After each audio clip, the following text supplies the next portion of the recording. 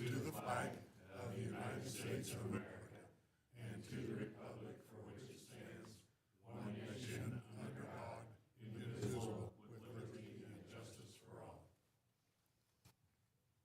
Gracious Heavenly Father, Creator of the universe, author of truth, we come to you today and ask that you be with us in our meeting and with the decisions and the conversation that we have here. We ask that you be with the residents of Finney County, and we thank you for the blessings that you bestowed upon us and the businesses here. Father, we ask that you be with everyone in this room and be with their families, especially during this Christmas season as we honor the birth of your Son. And Father, we ask all of these things and bring them to you through your Son, Jesus. Amen. Amen. Good morning, everyone. I don't have any chair comments this morning. Next is the consent agenda. Mr. Chairman, I move we approve the consent agenda as presented. And I'll second. Been moved and seconded to approve the consent agenda. Is there any further discussion? Hearing none, all in favor say aye. Aye. Opposed? Motion carries. This morning we have time and set aside time for public comment. Is there anyone who wishes to address the commission today? Hearing none, we'll move then into the business agenda and hear from Elisa Charles from the Planning Commission regarding an appointment. Good morning. Please announce for the viewing public. Good morning, Chairman and Commissioners. Alicia Charles, Assistant Director for Neighborhood and Development Services. What I have before you this morning is a Planning Commission appointment. So the Holcomb Garden City Finney County Area Planning Commission is a 9-member condition and has one county-appointed vacancy that is set to expire December 31st, 2024. Steve Michael, who was appointed to this vacancy in 2021, does not wish to be reappointed. To be appointed to this vacancy, an applicant must be a resident of the unincorporated area of Finney County. This is a 3-year term that is set to begin January 1, 2025 and end December 31st, 2027. The following citizens, in no particular order, are residents of the unincorporated area of Finney County and have expressed interest in serving on the Planning Commission. Those applications are Cindy Unger, Jocelyn, I'm going to butcher her last name, so I'm not going to, Isimro, Litzy Reese, and Trevor Hands. So I've attached the applications for you and also a list of the current Planning Commission members. Your alternatives this morning are the governing body may appoint Cindy Unger to serve a 3-year term. The governing body may appoint Jocelyn Isimo to serve a 3-year term. The governing body may appoint Litzy Reese to serve a 3-year term. Or the governing body may appoint Trevor Hands to serve a 3-year term. And then the last alternative, the governing body may leave the vacancy and provide staff with alternative direction. Staff recommends appointing one of the 4 applicants to the vacancy. And then I would like to add, it's not in our memo, but we do have the at-large position that is going to be opening at the end of the year. So I provided Robert with a list of the city and Holcomb applications that came through. If you guys would like to consider making a recommendation, the at-large member does need to be appointed by all 3 jurisdictions. So there is that as well. Mr. Chairman, I have a quick question. Please. Does that at-large position have to live inside or outside of the city? Nope, the at-large can be someone from any of the 3 jurisdictions. Elisa, the names that are going to be proposed for the at-large position, are any of these 4 people on that list? You can choose to appoint one of them. They don't specifically apply to be the at-large representative. However, as a governing body, you have the ability to appoint any of the applications to the at-large. Any other questions from the commissioners? Elisa, are any of these applicants here today? Yes, we do have one of the. One of our new commissioners-elect, of course, is the chairman of the Planning Commission, and suggested that we may hear from them. How many do we have of the four? I believe just the one this morning. Well, we'll hear from that one this morning.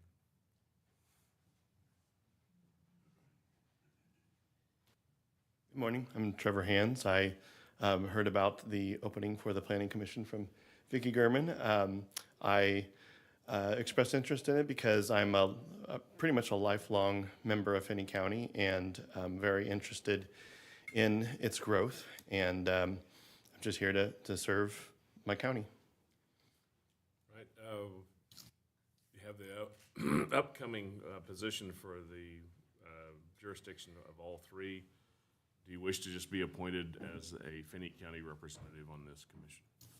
Finney County would be good. Okay, other questions from the commission for Trevor? Trevor, can you tell us a little bit about your livelihood? Well, currently, I was born south of town in Plymouth, Kansas, farm family, and I work for the Garden City Co-op in the media and communications. And then my wife and I started a nonprofit, Red Dog Children's Museum, and we're currently doing that. So that's been my current involvement. Any other questions from the commission? If not, Trevor, thank you. Thank you. Is there any motions from the commission? Mr. Chairman, not only because he's here today, but because I am aware of what that museum project is and so forth, and their activity in the community, I would recommend that we appoint Trevor Hands as our representative to the Planning Commission for a 3-year term. And I'll second. All right, we have a motion and a second to appoint Trevor for the 3-year term. Is there any further discussion? Hearing none, all in favor say aye. Aye. Opposed? Motion carries. Congratulations, Trevor. Lisa, would you get those names to us, and we'll take that up on the 6th for the vacancy of the at-large? I've forwarded those this morning, so you guys should have them. I don't have them. Well, We'll take it up on the 6th. That sounds good. The city will be looking at their city rep applications as well as the at-large. So if they do make a recommendation, I'll be sure to get you that information as well. Thank you.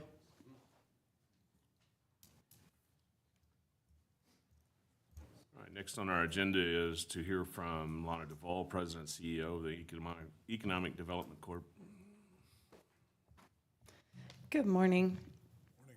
A few things going on. The theater project that you all saw announced a few weeks ago, will be moving through the city process for their development tools. They're seeking to create a tax increment finance district as well as utilize a community improvement district for that project. So you'll be seeing that go through the process over at City Commission. You may have heard we announced a partnership with K-State and Garden City Community College. We're very excited about that opportunity. Commissioner Jones was part of the very beginning of those conversations, and we appreciate that. Sorry, I missed the announcement day, but I had other stuff I couldn't get. And I was counting on you to show up in your purple. I knew you would be there. Yeah, it was a great event, and there were a lot of really nice things said about our community at that event. The community college is one of our partners, but working with them on this project has been a lot of fun. So we're very excited to get some additional 4-year degree opportunities available within our region. We've had a great working relationship with Newman University. That continues. The offerings that they have are different than what we're doing through K-State, but still supportive of our community college for those who have concerns.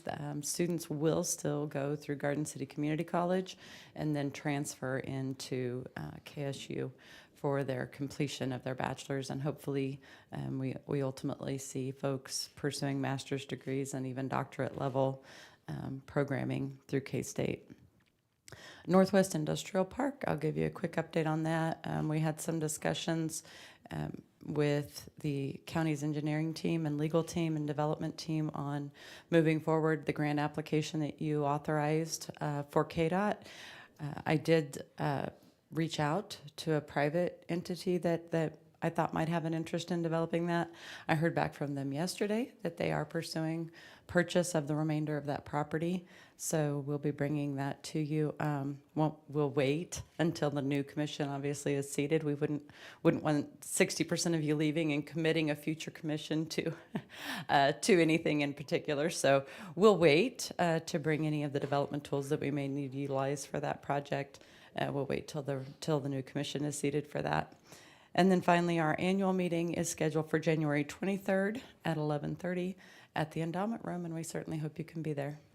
Happy to answer any questions you have. Commissioners? If not, see you at the annual meeting. Thank you. Thank you. Be at noon, right? 11:30. Yes, sir.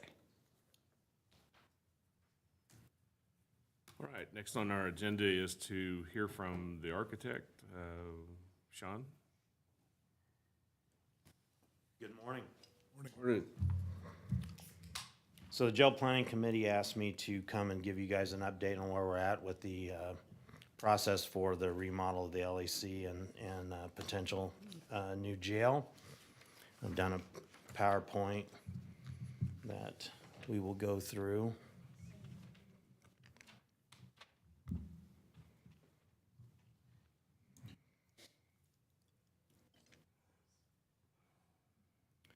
Sean, on behalf of the chairman, I might ask you for the viewing audience to state your name and the firm and so forth, just so everyone knows who you represent. Very good. My name is Sean Harding. I am one of the senior associate at HMN Architects in Overland Park, and as you guys know, I focus on the justice market for what I do for a living. So I'm going to go through this. Obviously, we're working with the law enforcement center. It houses your sheriff's office, the Garden City PD, and the emergency operations center. And we have some other things that we're discussing that we can also use in that facility that makes sense. The next slide. And I'm going to I spent a lot of time trying to figure some of this stuff out with Robert and Jenny and the planning team, so if I read this, I apologize. I'm not going to be off the cuff with this one. The Finney County Law Enforcement Center was reimagined in 1982 to replace the jail located in the historic Finney County Courthouse as a 1929 building. The new design maintained the same historic concepts of its predecessor and located the inmate housing on the upper floor. Above the administrative area of the sheriff's offices and the Garden City Police Department.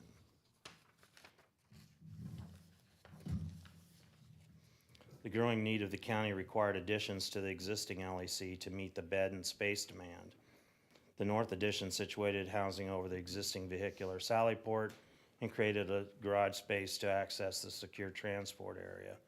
The south addition located two more housing areas over office space, dispatch, and EOC.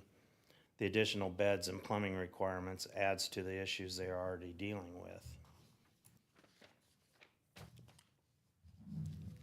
One of the things that Robert did ask me to address is why there's importance to us looking at the solutions that we presented in the past, and that's we have a project across the street that is kind of built upside down. So the slide reads, turn it upside down. The biggest issue facing Finney County LEC is the housing is situated above critical spaces. The old saying is true, some things do roll downhill. The administrative functions, mechanical, electrical, and IT areas are all below the largest sources of water, fire sprinkler, and sewer lines in the building. Flipping the housing and the administrative functions within the walls of this building is not feasible. Creating a better functioning sheriff's office and Garden City Police Department within the walls is a better use of that space.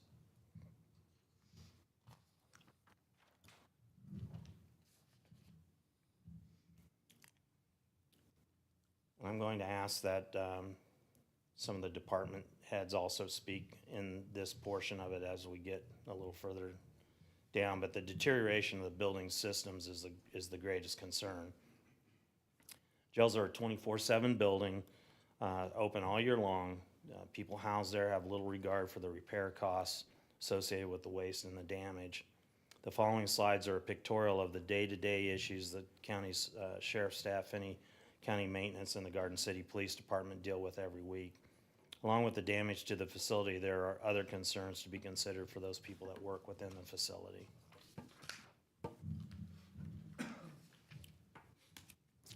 Things other than conditions that also affect the operation of the detention facility are building code changes, and that includes some ADA issues, technology improvements, and improved finishes that are more durable, antimicrobial, and easier to clean than what they've got currently.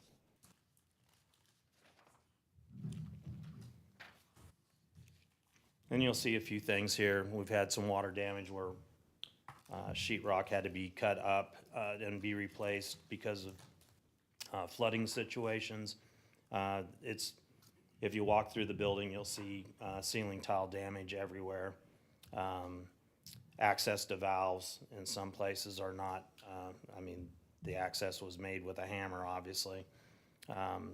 So there are those issues, and I would ask maybe if any of the maintenance people have any comments on that they could speak at this point. I don't know if Kyle's here or not. But this is daily, weekly occurrences. So in the process of the county having these issues, set the county in motion to create a committee to review and hire a firm to assess the condition of the county LEC. HMN architects were contacted as one of the 3 potential candidates. Selection was based on experience. HMN was hired and tasked to perform the building condition assessment. The report was presented to the committee and the commission on 11/2/23.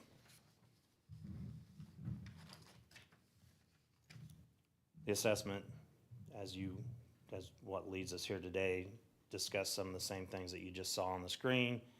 There are some issues with the function of the building, the function of the housing, staffing requirements, so on and so forth. So the question came about whether we needed to do a needs assessment. So a needs assessment was discussed.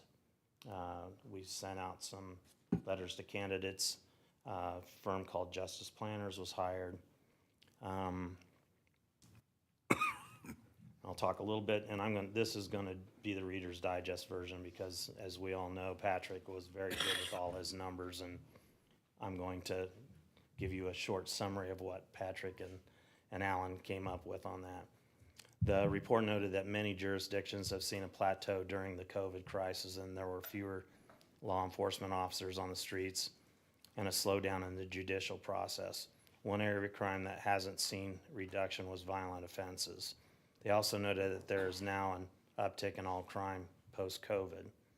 The report offered 3 scenarios based on data collected. This included numbers based on the average daily population, court trends, length of stay for inmates, and a growing county population, which also they didn't use numbers that were given to them by the census. They went through some numbers based on some other criteria here in the county and saw that the number might be actually higher than what the actual census said. They noted that they cannot predict legislation regarding laws to deregulate or change the level of some criminal acts. Of those 3 options, the second option was selected, and it reduced the number of beds that were projected from the late 1990s needs assessment. What the report noted was current jail lacked a logical progression in the processing and housing of inmates, and that the facility lacked the capability to deal with proper classification and the concerns of behavioral health or medical isolation needs.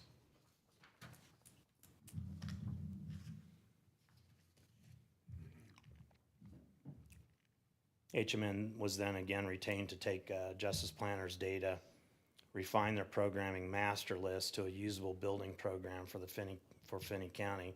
This program lists all the necessary areas and rooms that make a facility unique to each client. The master listing is a great way to think outside the box because, as I tell a lot of people, it's very hard to explain to clients that just because that's the way you've done it for the last 25, 30, 40 years doesn't mean that's the right way to do it. So having some help with Justice Planner's master list helped us with that process of what do we really need to make this jail function better. This county also sent representatives of the sheriff's jail staff to 2 or 3 facilities and give them an opportunity to look at different ways of housing, managing inmates, and the services provided to them. This also gave them the opportunity to discuss with law enforcement peers their likes, dislikes of their facilities. And you'll see the 3 counties that we toured up there, Callaway County, Webster County, and Taney County, all recent, one older project that we've done in Missouri. I would like, actually, Greg or Jeff, if you guys want to talk a little bit, you can come up and say a few things about that tour.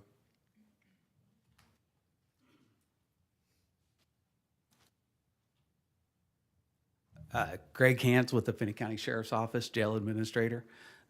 Sean set up the three tours that we went to Missouri and looked at. Captain Jeff Orbaugh, myself, and Lieutenant Guzman, all 3 went on those.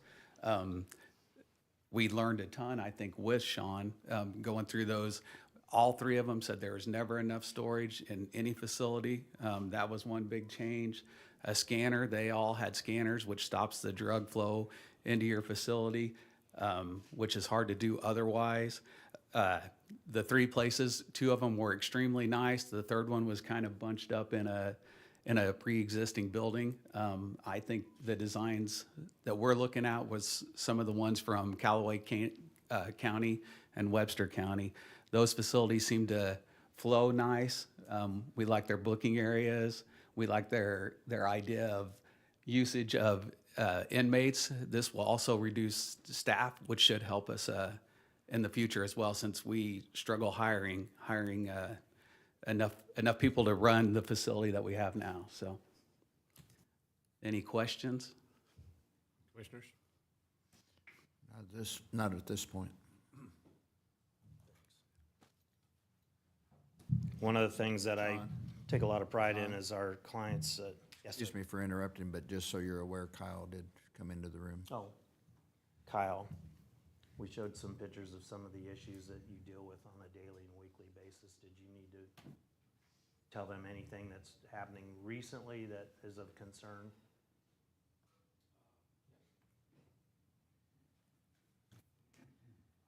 Good morning, Kyle. Please announce your name for the viewing public. Kyle Joyce, building maintenance. These problems that we're dealing with have been something that we deal with on a daily basis. It's always something flowing from up top down below. I did see some of the pictures from Sean's slideshow. We deal with the water flow from the jail level. We deal with the water flow just from the roof in general. A lot of the systems over there are just dated. So trying to find parts to fix them, to replace anything that needs to be done. Sometimes you don't come across the right fix right away. So then we have to do what we can to make it work.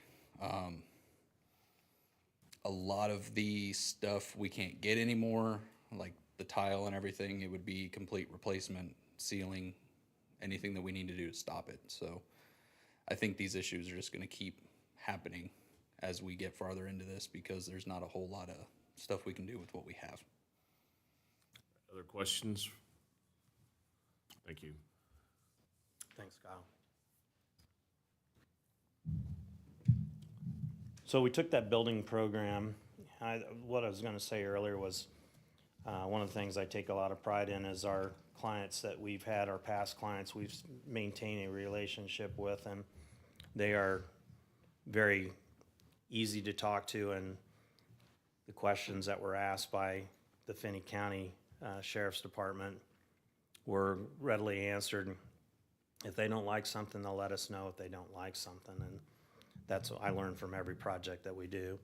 The next slide, we're going to talk a little bit about we are not hired at this point in time to actually do a full-blown architectural design, but we are being tasked with doing layouts with adjacencies that make sense for the function of the building. So what we've done here is we've looked at this thing from a different perspective than what it is now, and we've taken this thing and broken it up into the functional uses on each floor. The lower level has the emergency operations and dispatch in it currently, and it had the district and municipal court in it. And with the two courts out, we tried to reimagine what this space could be like. I think in the past, you guys have had some incidents where you didn't have really enough space down in the EOC, so we've looked at the EOC as an opportunity to grow that, give them a larger space to work with that can also be used for any county training. So you'll see the green area. We've moved the offices to where the Emergency Operations Center is now, and then dispatch is relocated in this plan, and we've got a larger space for the EOC. The pink area in the middle is a community meeting room, can also be used for training. We've changed the bathroom layout and given 2 larger bathrooms. We've also discussed moving GIS mapping and county IT into this lower level. And so the peach area of this kind of shows that. And then we've maintained, they've got a locker and workout area down there for the law enforcement staff that we've maintained that down in that lower level. Another interesting discussion is that canine officers usually leave their dogs in their car and leave their cars running all day to keep the dogs in an environment. We've shown a kennel space by the back door where they can keep the dogs in the building in a conditioned environment. The next slide. One of the things that the jail planning committee and HMN had a discussion about was, can we just separate the PD and the sheriff's office and give them their own space, and make the function of that space work better for them instead of working around each other. So the main level, or what we'll call first level, is now the Garden City Police Department. You'll notice that we are making a lot of use of existing walls in that space, but we're also changing some things, basically gutting the building and changing a certain area of the space to be more functional for the PD. They're now have got a road patrol area that is adjacent to their dispatch. Their patrol area works closely with dispatch. And we've got the green area, which is their investigations area, in a location that also gives them access to the patrol area. We've kept records on both this slide and the next slide up at the front because they do watch over the front lobby. And then admin is the peach color. We've got some spaces in here that we are maintaining for what they were in the first place for mechanical, electrical, and plumbing. We've added a few spaces in there because Kyle had mentioned that, and one of our building jail planning committee members have mentioned that we needed more space in there for mechanical, electrical, plumbing purposes. So you'll see some gray areas scattered throughout this. The kitchen area is now going to be a training area specific to the police department, and then they've got an armory and some evidence storage located in that area. The floor above that was what we referred to as the jail level. The jail level is now the Finney County Sheriff's office, and you'll notice very similar ideas. We've kind of consolidated bathrooms and staff bathrooms in one area. There are a few places in the building where there are select areas that have a staff bathroom for certain departments and admin and reporting and areas like that. But for the most part, we've got a central staff bathroom that kind of consolidates that wet area into one location, and maybe alleviates us some of the problems with all the piping that go throughout the building. This was an interesting one. We've got road patrol and warrants. Both have needs and reasons to access the reporting area. And reporting sets in a location on the, would be the east end of the east side of the building, but they also have responsibilities at the front desk. So that we had to locate that in a situation where they could walk down and easily access the front lobby for, we're calling it a half station. We also have, admin again is in the peach color, and the detectives are in the kind of periwinkle color. And we've also grown and utilized the one of the pods that is now housing inmates as a evidence process and storage, secure storage area. The old exercise yard will now become a training area, and we've maintained a portion of one of the pods for training jail staff for cell extraction and search on a cell. Finally, the last floor is just the mezzanine area, and I was told I talked too much in acronyms and what I will refer to as pop talk. So we'll go through some comments about what mezzanines are here in just a second. But mezzanine level is actually a second level without a big floor component to it, just a walkway instead of a floor, and it helps us with some code restrictions and but the staff still have to negotiate that when they do a cell extraction or something. So we thought it would be kind of a very good tool for the staff to be able to use that as a way of training to get people up and down that area. The iPod, right now, I don't have anything identified for that space, which is the housing area on the south on the top floor.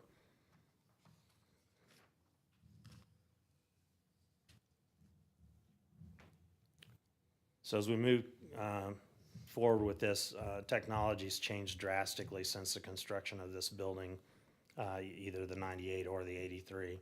And this remodel concept will allow the county and city to make much needed infrastructure changes to improve their efficiencies.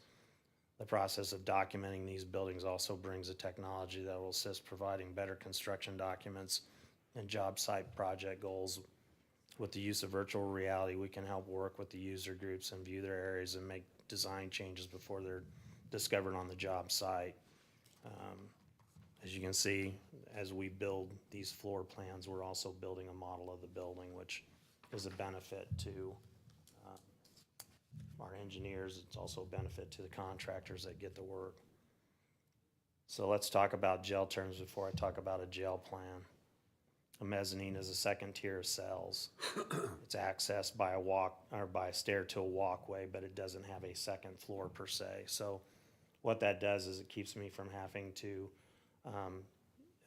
bring an elevator into the equation or fire stairs for that specific area.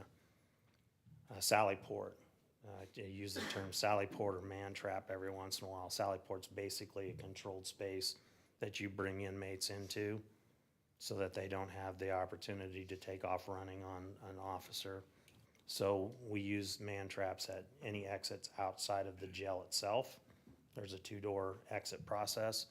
And then the garage, which is a vehicular sally port, is also a 2-door exit process. And we call that an interlock. An interlock allows one door to stay secure while the other door is open. When that door is secured, the other door can be open. So that's just a few things that in the process of designing these facilities, we try to think about hard lids, interlocks, how we move people through the building so they don't have an opportunity to move over top of a wall or through doors that aren't secured. So the discussion then moved forward with the idea of that second scenario is a 200-bed facility. 200-bed facility setting on basically one floor so that we're not setting above offices, basically a one-story building out in a greenfield site. So you look at this plan, we've got a pod that is very reminiscent of a pod that the staff toured through.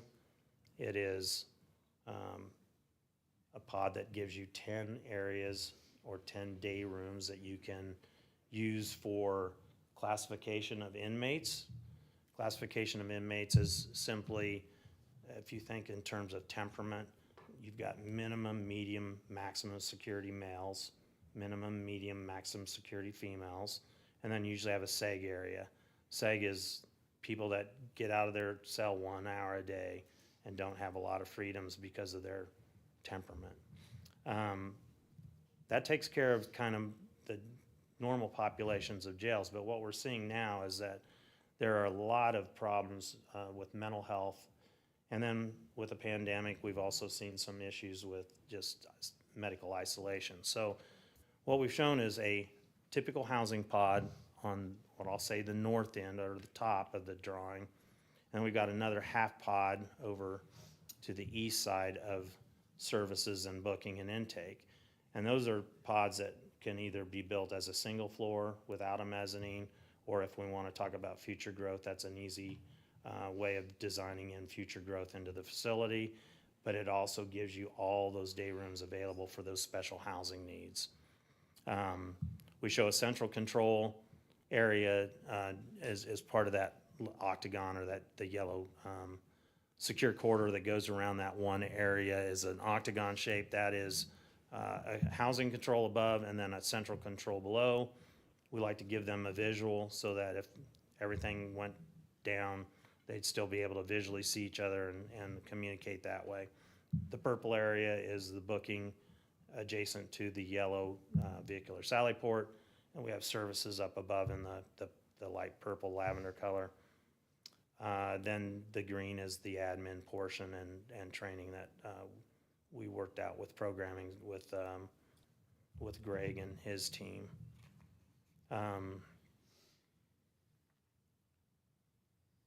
So I'm going to read this portion because it maybe explains this a little bit more than my ramblings there. The half pod opposite from the booking and services can be built as a one level without mezzanine, save construction costs in wall height and volume, and the cost of heating and cooling that space. Or it can be built with the idea of adding mezzanine level in the future, creating shell space until the bed need is required.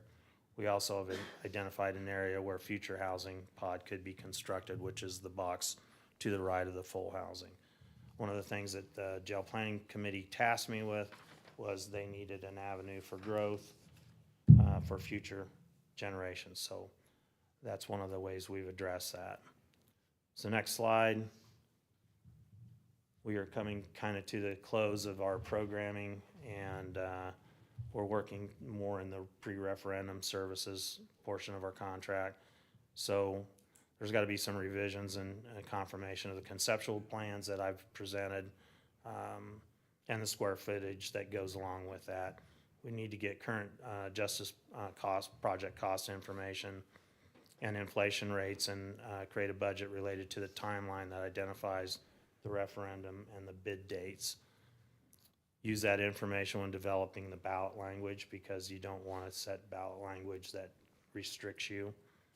Narrow down site selections, design an educational campaign and who will be part of that process, and then discuss the project delivery method that best suits the county in terms of time frame, sequencing of work, and limit downtime or expense to the county because you've got a number of people over there that are depending on you for housing, so to speak.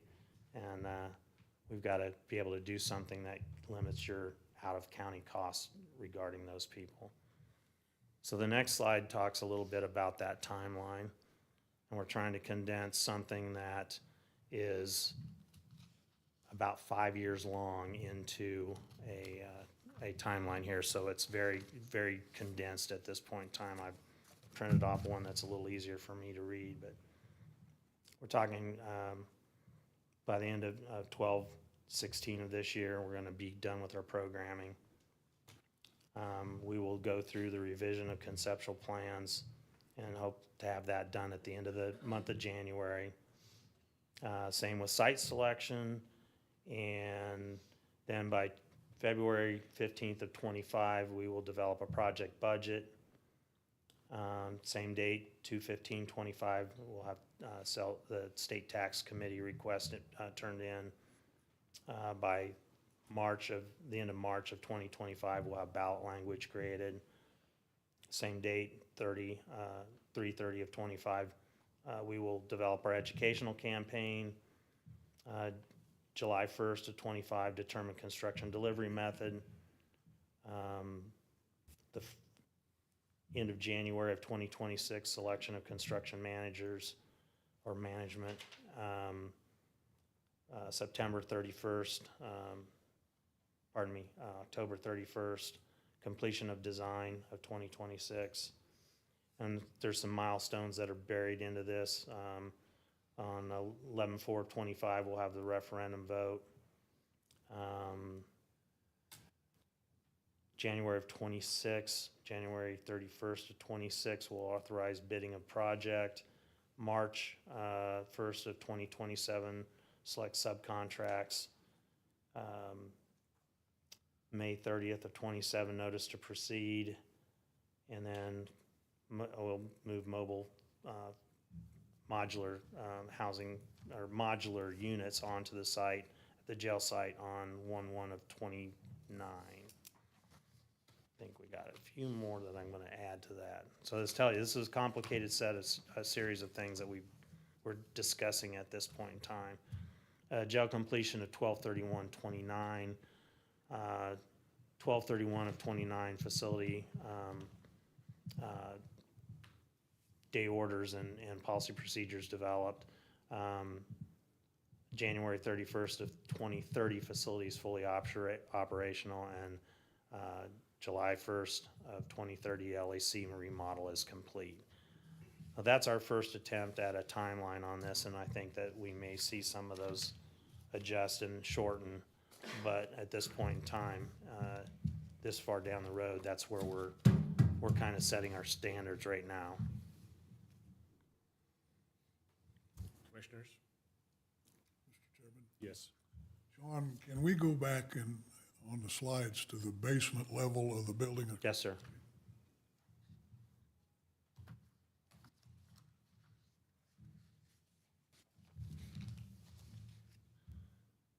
One more back. Yeah, one more. There we go. From my background, I have a personal interest. What happened to emergency management and an operations center? Is it there somewhere? Yes, it's the green area. It's what color? The green color. We've actually enlarged it. Okay. Dispatch, if you notice it when I talked about the police department would like dispatch to be up on the same level as them. So while it looks like we're filling a large portion of that main floor with the police department, we're actually adding a full department into that mix. So while we took some space out, we grew the emergency operations center. And then, as you know, about a year ago, there was the snowstorm, and you had a number of people staying, they were over there, they had blankets and all that. The idea of doing a community room and being able to control people moving throughout the building was kind of important in our discussion. So we've got, if you look at this, you'll notice that there's some places where we call security checks or security points within the building, so that when we do have public in the building, and it might be there more than just during business hours, that we can control where they move in the building. Okay. One of the things that I got told was that there was a person that had made their way into the sheriff's department because they had made a home out of the public restroom. So one of the things that we try to do is find ways of securing, I call them lids, but you'll call them ceilings or areas above ceilings, whether that it means I build walls all the way to deck or I put something hard up above. But that's some of the things that we discuss when we're going through this process. Thank you. Other questions, Commissioners? Mr. Chairman, I don't have questions for Sean right now, and I don't know if the chairman of our task force wants to make comments, and I would permit him to do that. I've sat in on most of the task force processes, but I am interested in hearing from a representative from the Sheriff's Department and from the Police Department about current conditions, about the ideas that have been suggested here of dividing the law enforcement center from the jail, which I think is probably the long-term solution to this. I would, after Dwayne has commented, I would be interested in hearing representatives from both of the departments who use the building current and future comments. I guess my comment too is, I would like the departments to both address this a little bit, why we even need to consider moving the jail. What if we rebuild the jail as it is, cost versus long-term solution and all that? I think the jail staff can speak to that pretty well on really why we're even looking at separating the jail instead of rebuilding what we have. I'd like your comments to address that a little bit, if you guys would. And Mr. Chairman, if I could piggyback on that, that is one thing I did forget to ask Sean. And I asked this the last time you presented to us, but just to confirm again, the structure of the building across the street is sound. It's how it's being used and the problems with the jail being on top floor versus bottom floor and so forth that are leading us in this direction. But the structure of the building, if we do the remodels that you've pointed out here, that's a long-term fix. Yeah, actually, from the assessment that was given to you back in November, their concern was not with the structure, and their concern was not with the minor, we've got a few little places where we could tuck point and fix a few things on the exterior of the building, but their concern was that in time, that water damage from the inside will eventually affect that structure. So their thoughts are, if we discuss taking that jail function out, we remove about 80% of the water problems that we've got, for the simple fact that we've got an unmanaged water source in there that those people will, they use it. It's a tool for them. It's a manipulation for them. So they'll press their flush valve on their toilet all day long, or as often as they possibly can. They'll flush anything and everything down those combo toilets that they can to cause problems. And it's nothing more than they're bored or they just want to create havoc. So the new, more modern facilities and two that they got to look at, we use a water management system, which actually controls the number of flushes that they can do, and it does involve some electronics, but we are actually controlling the water usage in the buildings far better now than we ever have, and that's just kind of come about in the last 6 or 7 years. So our Callaway County Jail is a perfect example of how they are limited to the number of times they flush or the number of times they hit the button on their showers. And we do, and unlike some firms, we don't do showers in every cell. We actually do a day room shower. They schedule their time, so. Thank you. All right. Anything else? We'll hear from the Sheriff's Department then.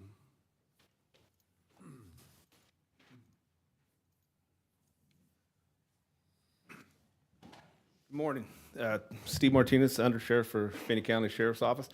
And just to echo a lot of what Sean said, I mean, the daily conditions are rough. We go in there not knowing if what leaks we're going to find, what's leaking in sensitive areas of the building. Maintenance does a great job of trying to keep up. They are overwhelmed, but and we can't just let a lot of this stuff go. We're still working in this building. We still need to operate. So a lot of this stuff we are fixing as much as we can, but we try to do it as economically as possible because we understand we might have a leak in that part later that we just remodeled or that we just finished. So we try to do the best we can with working with what we got. Again, it's just hard coming in not knowing if we're going to have a leak.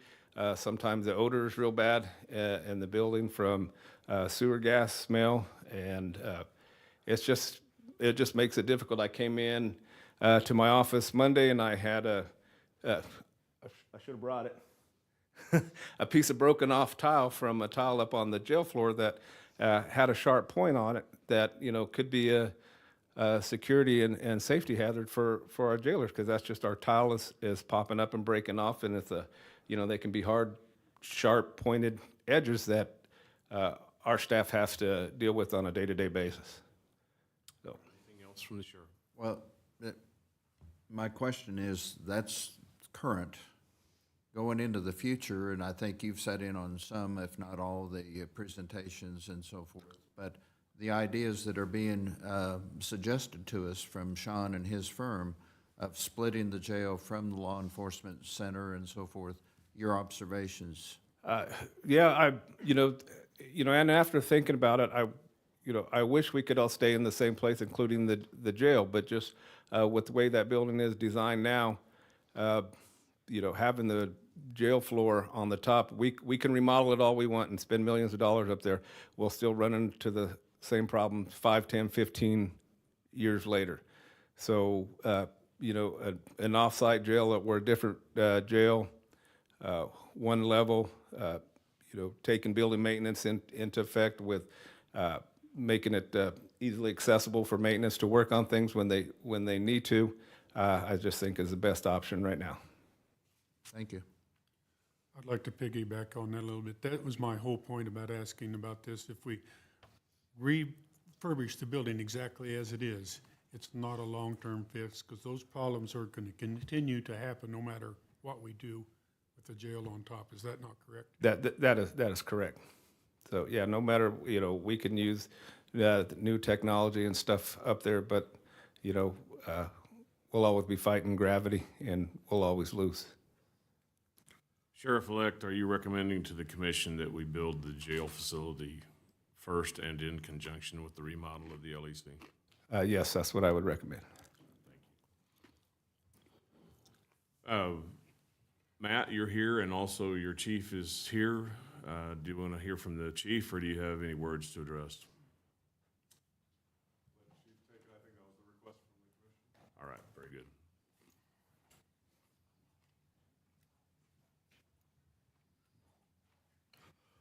Good morning. Courtney Pruitt, Garden City Police Department. You asked about current conditions, and I've said this multiple times. Every time we bring something up, it feels like we're pointing out deficiencies. We are, but it's because of the living conditions that the folks, both Sheriff's Office and Garden City Police Department, have to deal with on a daily basis. I'm embarrassed, flat out. I don't like to invite people to the LEC for meetings or anything like that because of the smell and because of what is coming from the ceilings. And that's something that we have to deal with on a daily basis. And it's not just from the ceiling or from water from the jail, it's also the sewer. Sometimes our HVAC system doesn't work. It's either really, really cold or really, really hot. And it's something that maintenance has had to deal with, and they're behind the power curve. They're trying to fix things that have been snowballing, and so no fault of their own. They try, but they just can't keep up with the slew of problems that are going on. As far as future use, I think there's an old saying in strategy: never give up the high ground, and we've given up the high ground on this. And having inmates above us at any point in time, I don't think was a good design. It was a design flaw in the beginning, and it continues to be. So refurbing the LEC, I think will be probably not cost effective, and I think it's not going to fix the problems. It's just going to be problems like that. They'll figure out a way to flood those cells. They'll figure out a way for that water to come down into the office areas. Can I answer any other questions? Sure. We'll go, Vice Chairman. Quick question. So would you envision what Sean laid out as admin center? Would that work with your? Well, so today's the first time I've actually seen the layout.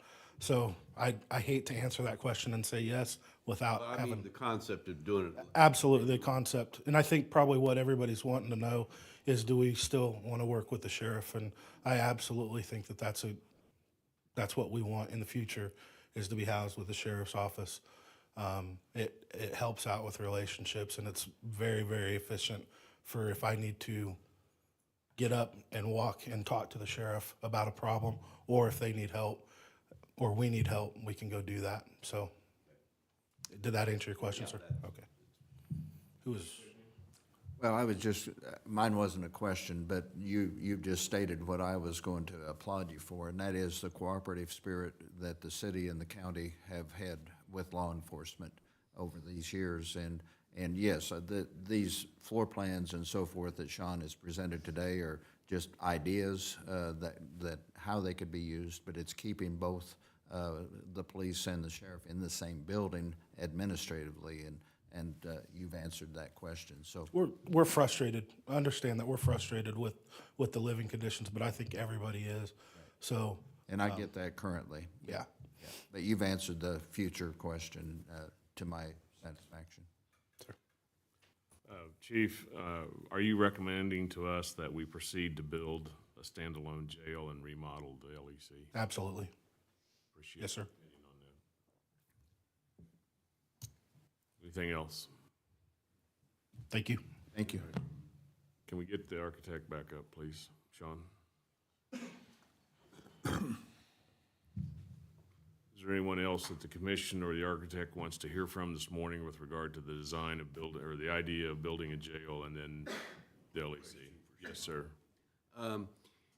Back to the footprint of the new proposed facility, the jail, you bring that up. I was just curious,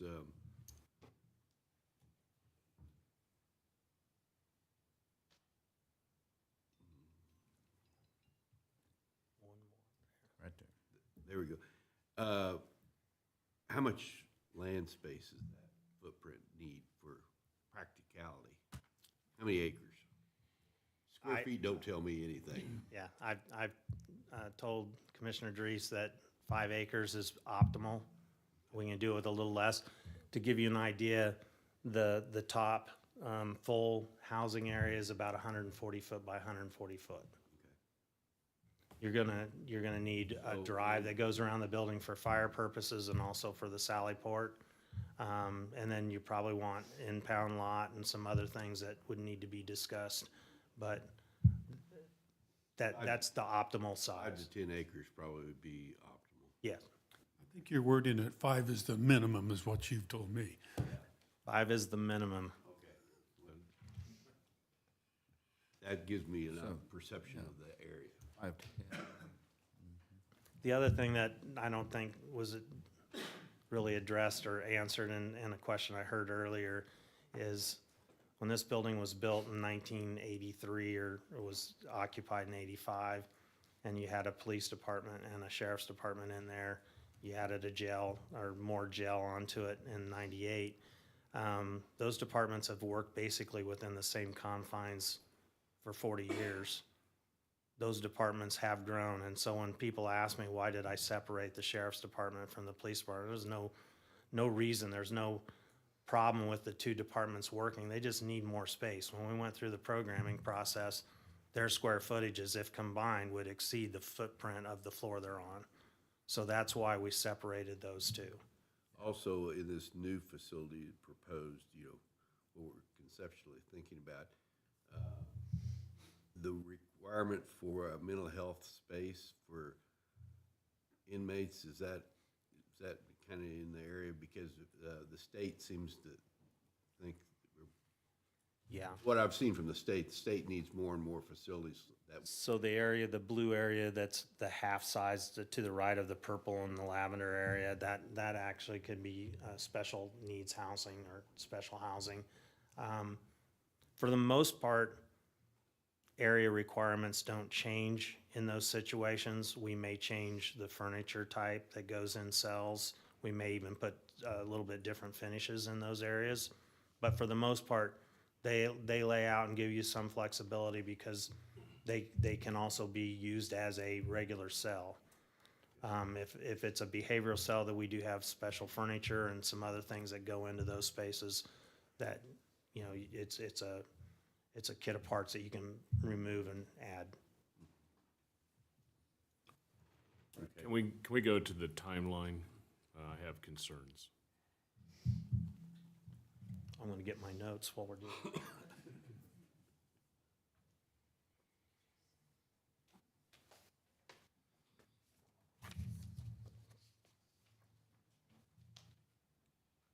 I'm understanding your program, you want to go to the voters once in order for the county to be able to build the jail and have available funds to do the LEC remodel. Is that the design?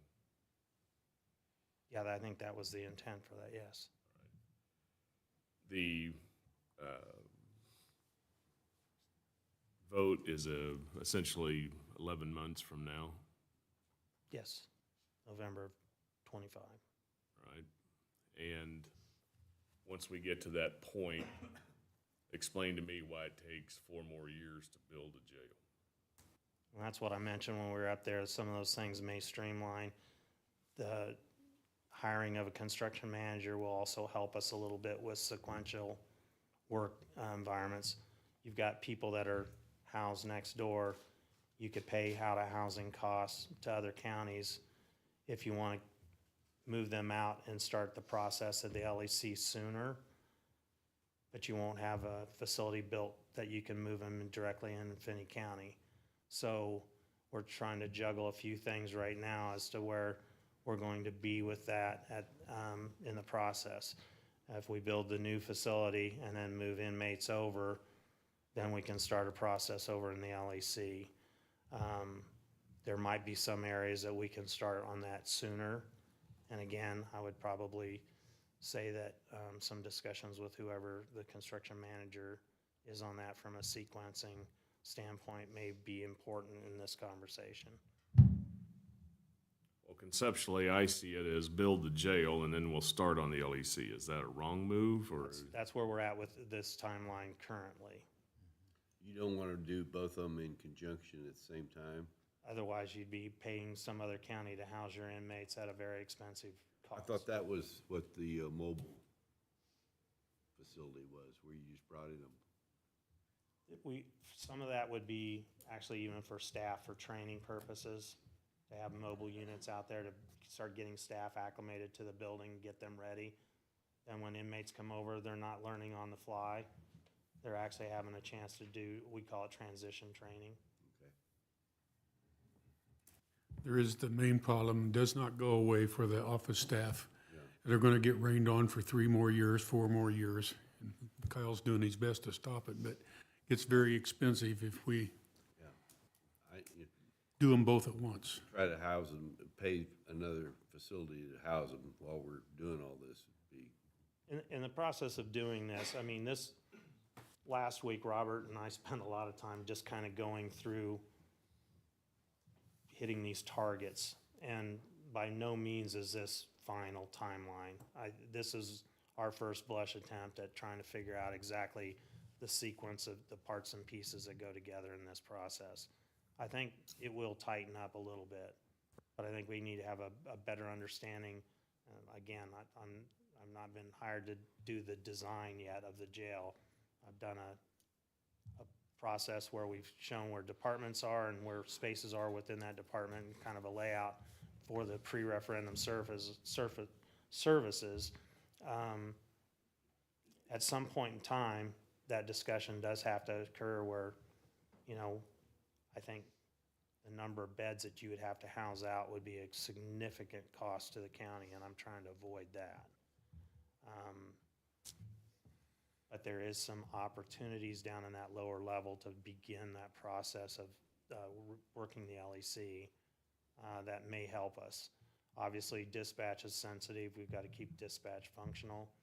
So they probably aren't going to move. The EOC probably isn't going to move, but where those, the municipal and district court, where those can probably, that process in that area can probably start. Again, it's also a functional jail. We got to be careful about what we have in that jail, who's moving through the jail and what they're carrying with them, because that becomes a weapon or safety concerns. Absolutely. Commissioner?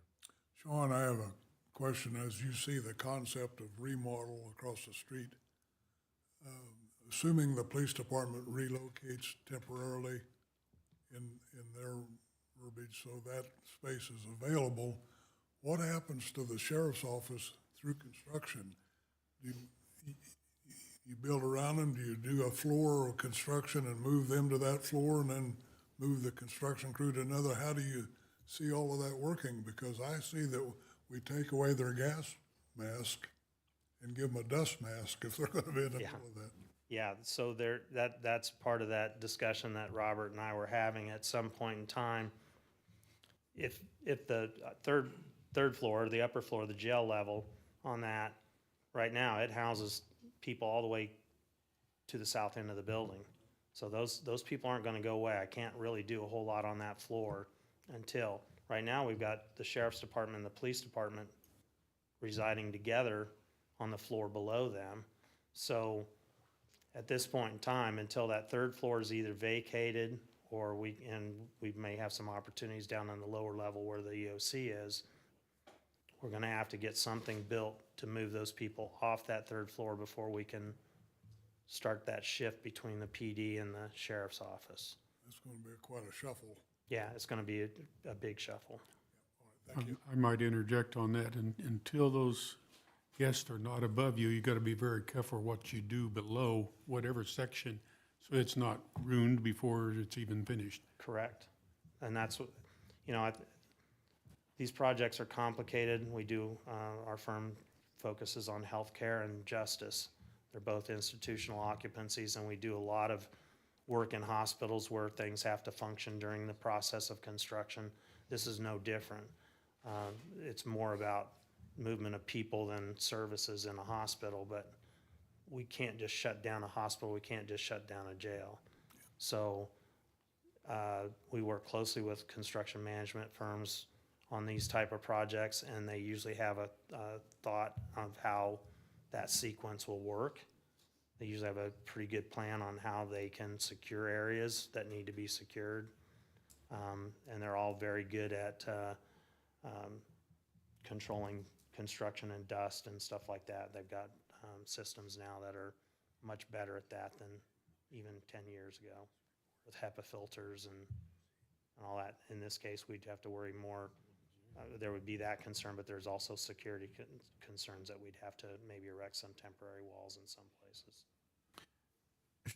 Mr. Chairman. Sir. Sean, it seems to me that a few commission meetings ago, we authorized you to spend a little bit of money for a temporary fix with some floor coating or something of that nature. Did we not? Yes. And have we done that? Have we, where are we with you and Kyle and with regard to that thing that we approved? Or did it appear that that wasn't going to be a positive temporary fix? I think we tabled that for the time being, focusing a little bit on this, but this is probably more between me and Robert right now than me and Kyle. Oh, okay, okay. Yeah, I just remember that we approved something, and I just didn't know if that was money we could have back. No, I'm bumping you a little bit, but, or whether that money was going to be used and that fix was going to still take place. Yeah, we haven't moved forward with that proposal, so it's not been signed. I'm not spending any of your money at this point on that. So. I'm just kidding you on that, but. So if pardon me, sir. No, thank you. Right. So if we reach a consensus that we need to build a standalone jail, and we need to go to the voters to get the money in order to do it. Personally, I don't think it takes 4 years to build a jail. It doesn't. So what's the timeline if we focus on the project that we need to do, which is to build a jail? Does any of your timeline change if we're not trying to spend and get voter approval on the remodel of the LEC and to build a jail? What is that timeline? If I was just doing a jail, I'd give myself 8 months for documents and 18 months for construction.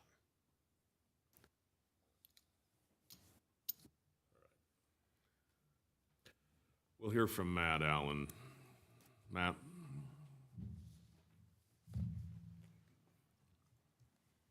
Thank you, Matt Allen, City Manager, City of Garden City. I appreciate the update and our involvement in the committee's work. I compliment Commissioners Drees and Finney for their leadership on that group. The timeline was requested at the last meeting. I appreciate that coming up.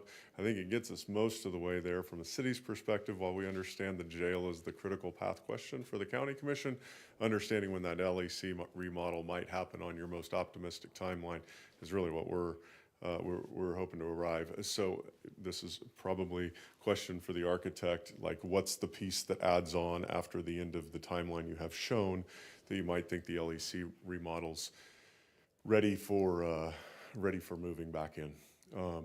Also, when I look at this timeline, I mean, if this is we think we kind of want to do it, but it's totally dependent on whether or not a sales tax ballot issue passes, then yeah, I can see why you're waiting a year before you even start the car.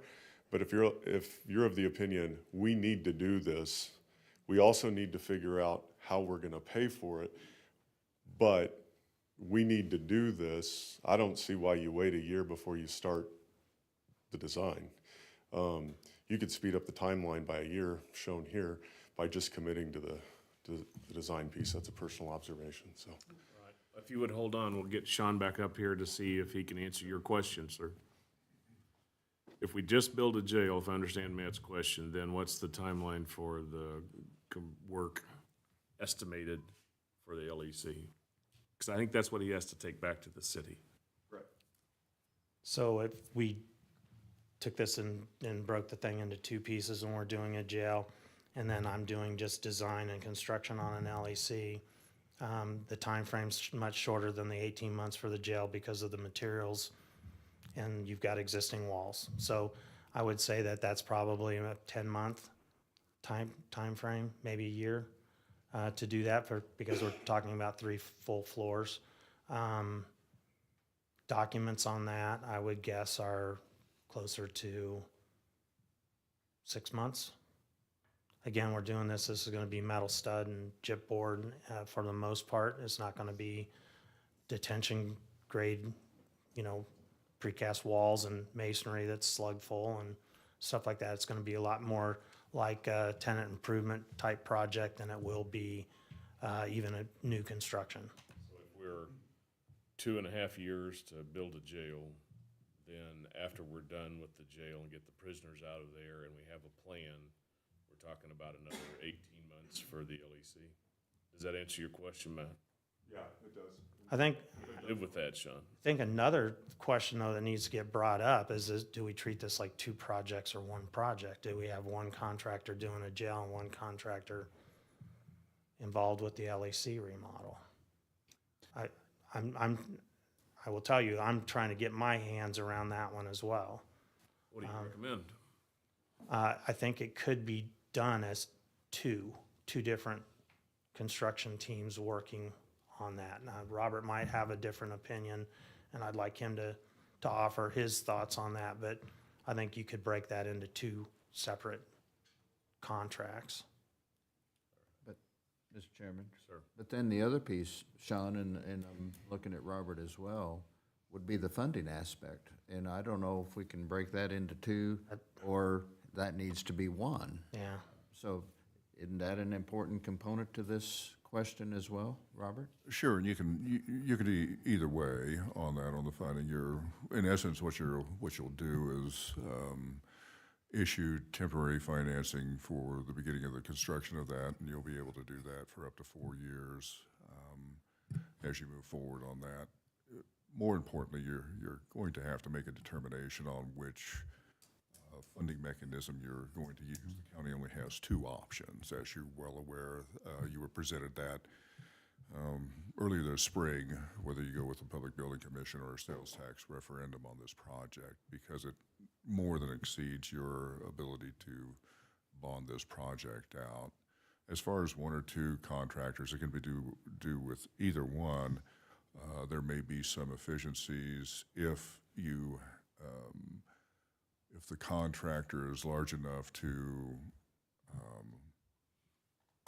absorb both projects, do both projects. If they're not the winning contract, well then, yeah, you would be better off perhaps utilizing 2 workforces on that. Well, everybody likes the use of the word sales tax, but if I understand it correctly, we have to go to legislature to get it authorized and then have the voters approve it. That's correct. As you saw on the timeline, that's a part of that process, is correct.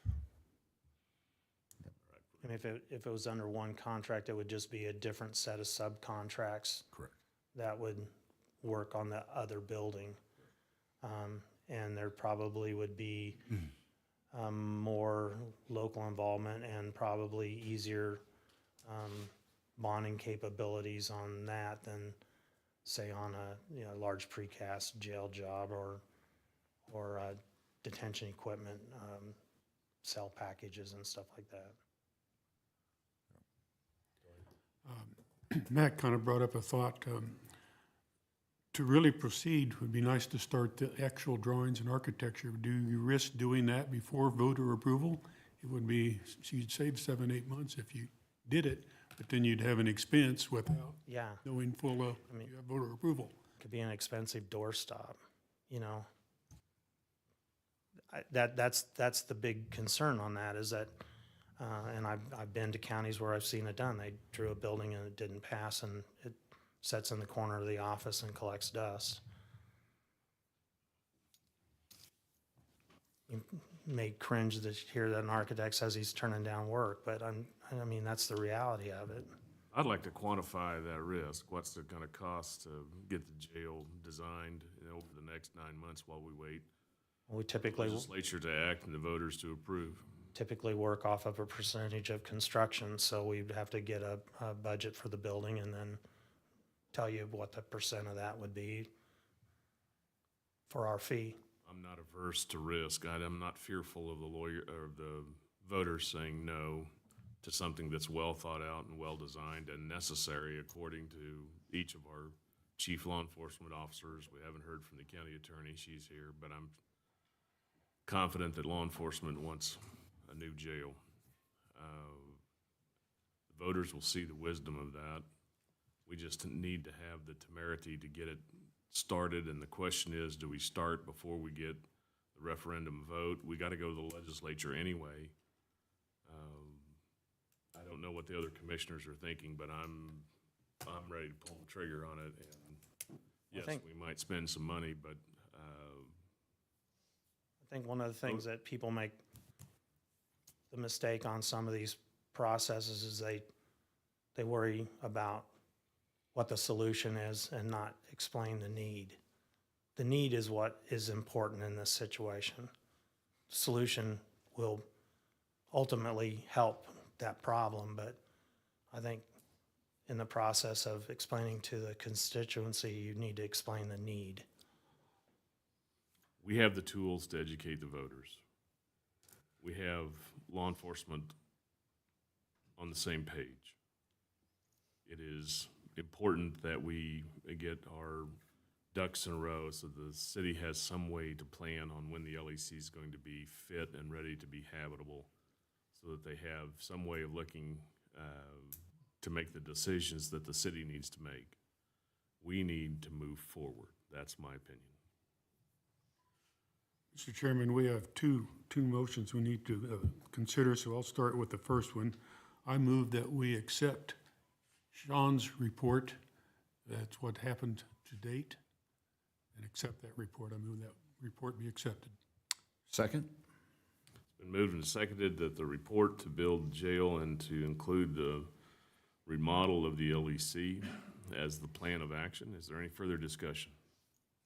All those in favor say aye. Aye. Opposed? Motion carries. Next, Dwayne. The second part is to authorize Sean to proceed, and you opened up a little bit of discussion I think we need to do before I make that motion to proceed. How much do we proceed? To draw plans or just proceed with what he's doing now?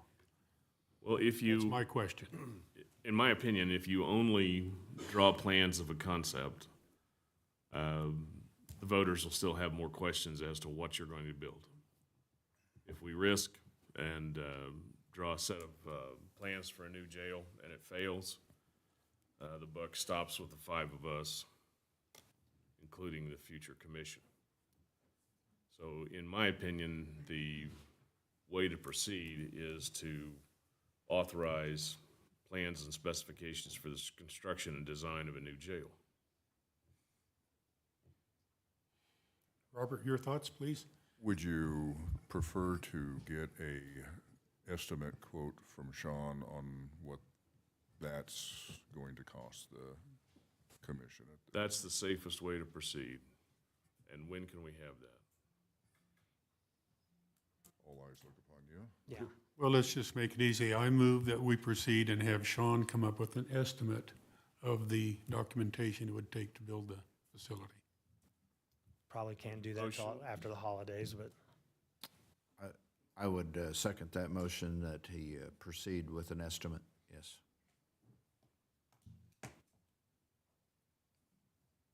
All right, the motion to proceed to produce an estimate on the cost of the construction of the jail, will it include the timeline movement in second? I don't know if we need to reference timeline just as soon as. well, the timeline should adjust if we do this, so that timeline kind of, like I said, that was our first blush, but just even trying to get all the parts and pieces into that timeline, so. And I looked at that timeline, Mr. Chairman, as and these aren't your words, but as a maximum timeline, but it could be shortened, or it could be abbreviated by some steps taking place. So I think the timeline will be revised once we know what this estimate might be. So I don't think it needs to be in this motion. We're asking Sean to get us an estimate as soon as he can. All right, very good. Any further discussion? Sir? Mr. Chairman, I'm not opposed to the estimate, and I'll vote for that. But I sit and look at a calendar, and we're 3 weeks away from a new commission. And I think maybe it would be prudent for those of us going off to not make this decision and let those coming on make that, because they're the ones who are going to live with the voters at the coffee shop. So, as I said, I'll vote for the planning of what's possible, but not for the actual awarding a contract for building. All right. No, and Mr. Chairman, to clarify, Dave, we're not committing them to an expenditure of money at this. Our chairman seems to be willing to yeah. go a step farther than I am. So anyway, that's it. All right, the motion is to proceed with having a cost estimate for the construction of the jail and be provided timely back to us. Is there any further discussion? All those in favor say aye. Aye. Opposed, motion carries. Please send us a timeline. Our next meeting is the 6th, followed by a next regular session on the 20th. Okay. Would like Thank to you. have your numbers right away. Robert, do you see that timeline working as far as getting those estimates? Yes, I believe so. I think 20th is that a holiday, Dory? It's a holiday. Okay, be the 21st. Yeah. All right, I misspoke. Should have something from Sean by then. Okay, Dave, you need a break? How long-winded is Andy going to be? Long-winded. Let's take a quick break. All right. Everyone, we're going to be in recess for about 8 minutes. We'll reconvene at 10 o'clock. Sorry, Andy.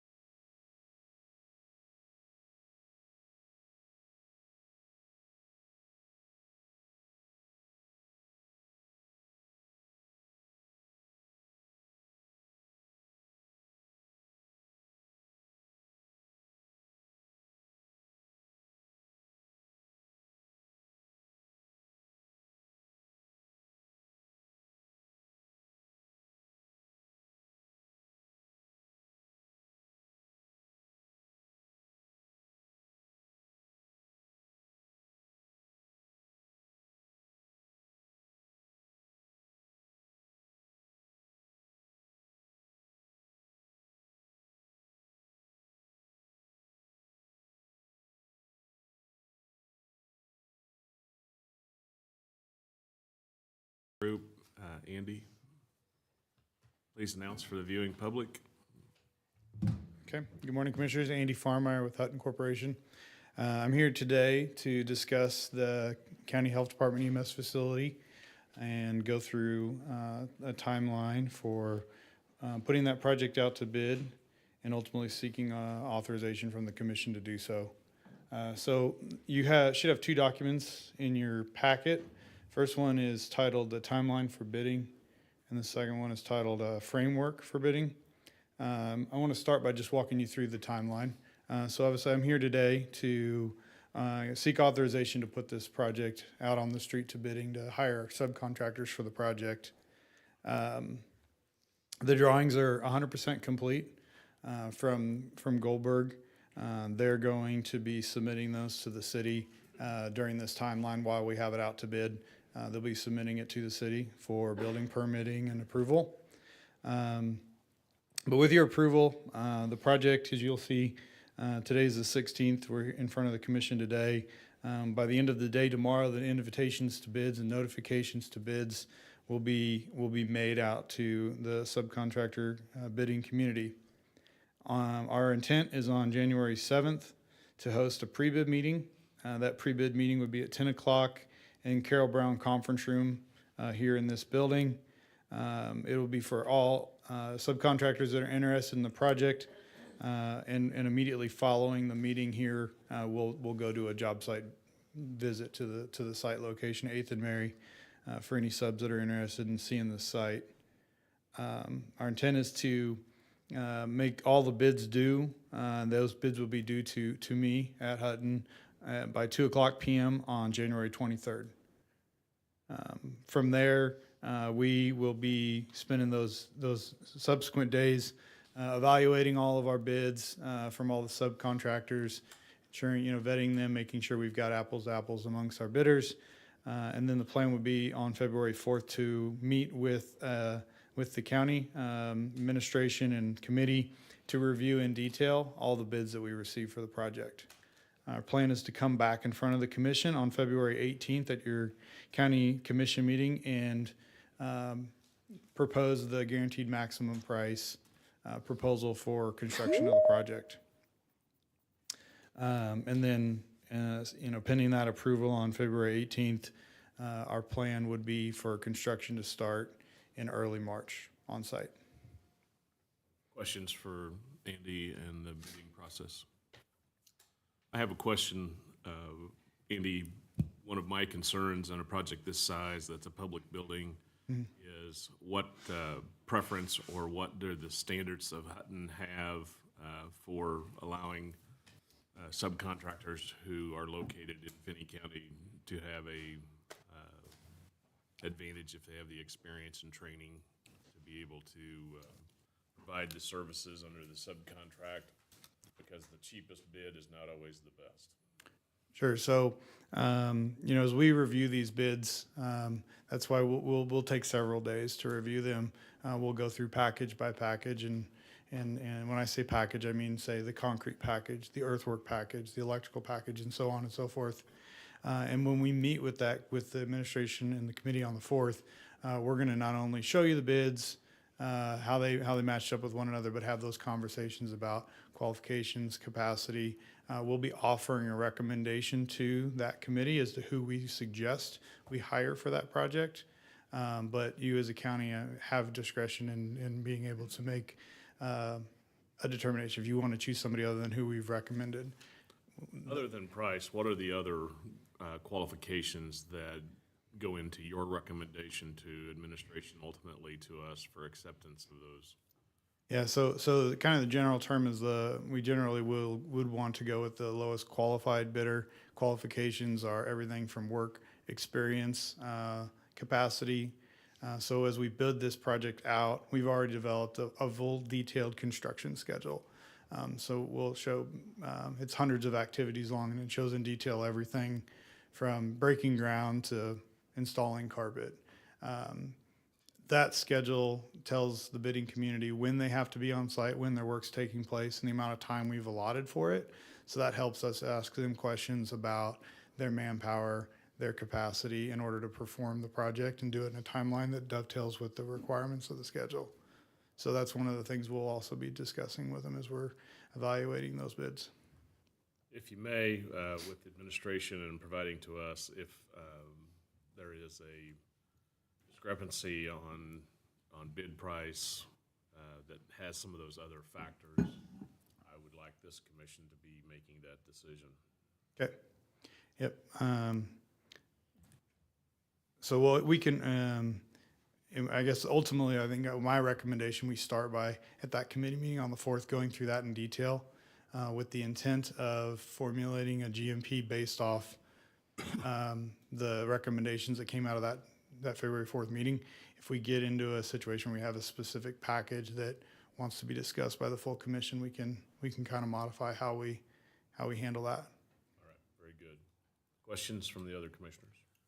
Before we move on, could we see the next page on? Yes, sir.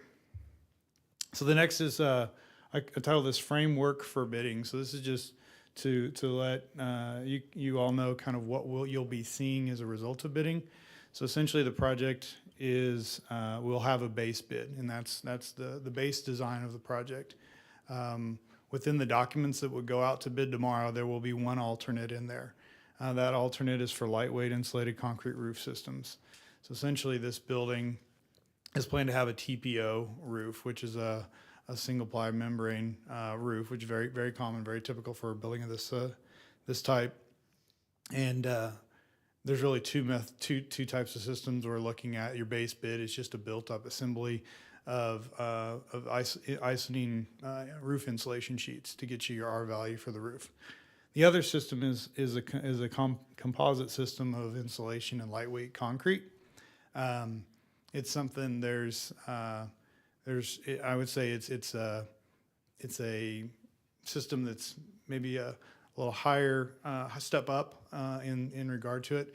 I'm unsure how it will be, how the cost will come in. We've looked at kind of cost data so far on it either way. In talks with Goldberg, we decided, you know what, the best thing to do, let's just bid it both ways. Let's go ahead and look at it both ways. We'll take bids on it both ways, and then bring that information to the commission, let you all make that decision. So that's a planned alternate. It's already included in the drawings. The other item is alternate number 2. That's actually not in the set of drawings that we have currently. That alternate will be put together in what we call an addendum. So an addendum is basically as the project is out for this, say, approximately 1 month for bidding, we're going to inevitably get questions from bidders, and there may be some clarifications that need to be made in the drawings. And so we issue a supplemental document that becomes part of the contract documents, but it's information given out during bidding, and that'll be an addendum. So what that addendum is going to entail, as you probably all recall, as we moved through design from like the 50% complete drawings to 75, and the site package, the design of the site was really honed in on by Goldberg, and they really started to assess how much stormwater detention was going to be necessary and the means of doing that.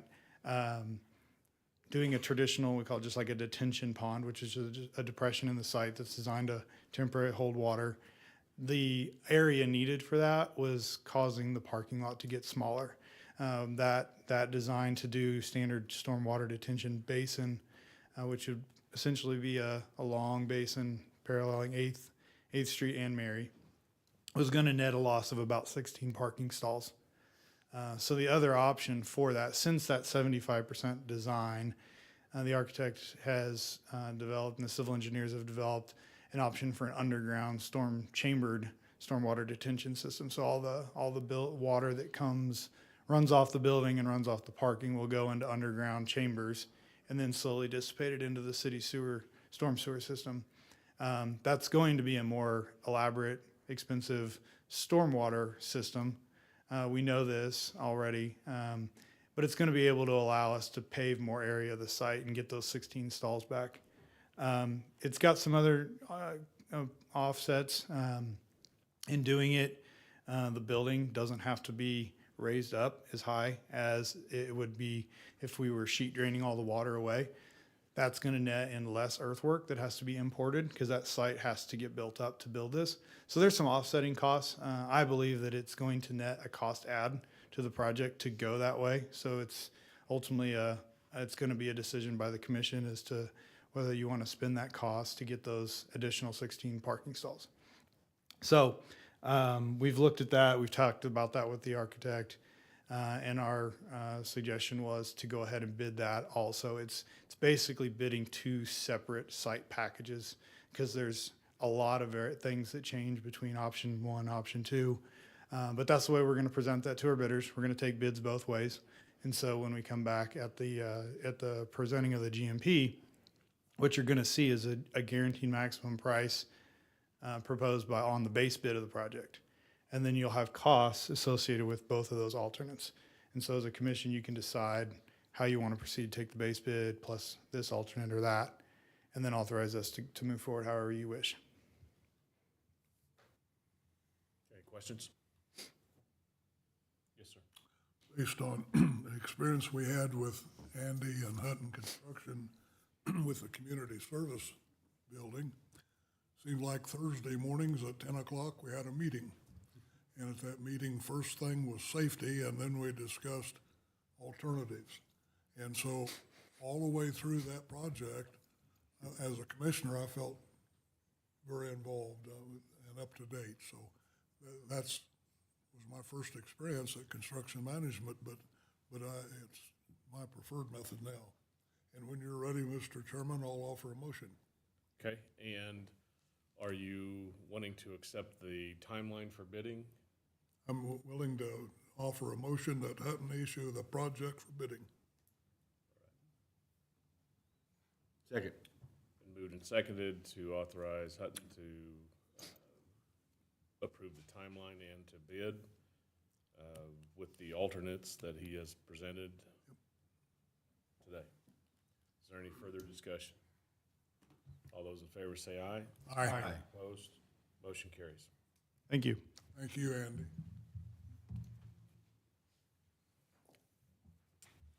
All right, now we'll hear from Health Department on clinical and laboratory services. Good morning, Shruti.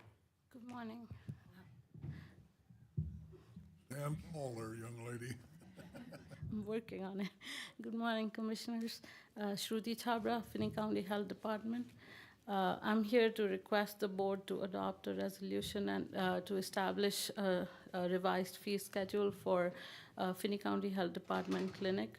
The revised fee schedule that we are presenting to you will present it tries to create a balanced approach between cost recovery while minimizing financial impacts on the community. The proposed changes include increases for some services so that they can align better with costs of materials and contractual fees. No changes for other services where current fees remain adequate, and reductions in some fees based on tests or services becoming more readily available. Additionally, what we are proposing will incorporate some flexibility so that new services can be included. For example, newer kinds of tests or vaccines which become recommended at certain times. The last time the fee schedule was adopted was a while back, and so we did a comprehensive review, and we figured out that there are increase in operational costs. There's some community concerns regarding affordability and accessibility, and the new need for adapting, being able to incorporate newer tests and vaccines, etc., into our services is the most important. We compared costs with actual expenses and benchmarked the costs with surrounding counties and comparable jurisdictions. We also got input from staff, clients, and community representatives. And a new nuanced approach like we have proposed will help us meet all of these goals. The alternatives before you are to maintain the current fee schedule, or to implement a flat fee increase for all services, or adopt the proposed schedule with flexibility. Staff recommend alternative 3. Questions for the commissioners?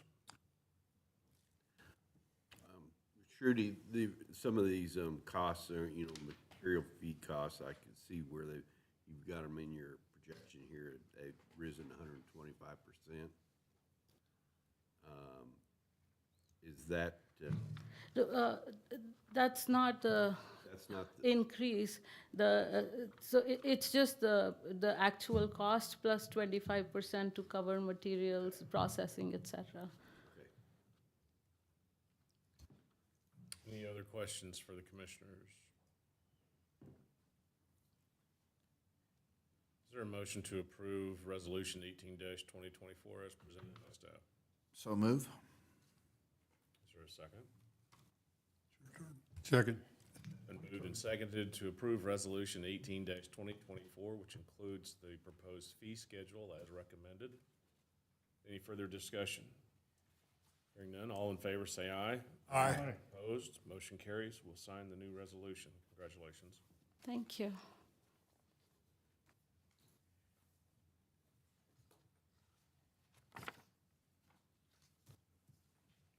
While we're getting our book work done, we'll hear from Public Works, Infrastructure. Mackenzie? Good morning, Chairman and Commissioners. Mackenzie Phillips, Development and Administrative Coordinator.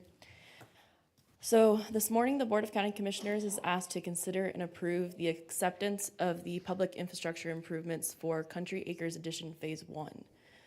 So the engineer and public works staff have inspected the infrastructure improvements for Country Acres Addition Phase 1 and has determined that the improvements are substantially complete and ready for acceptance.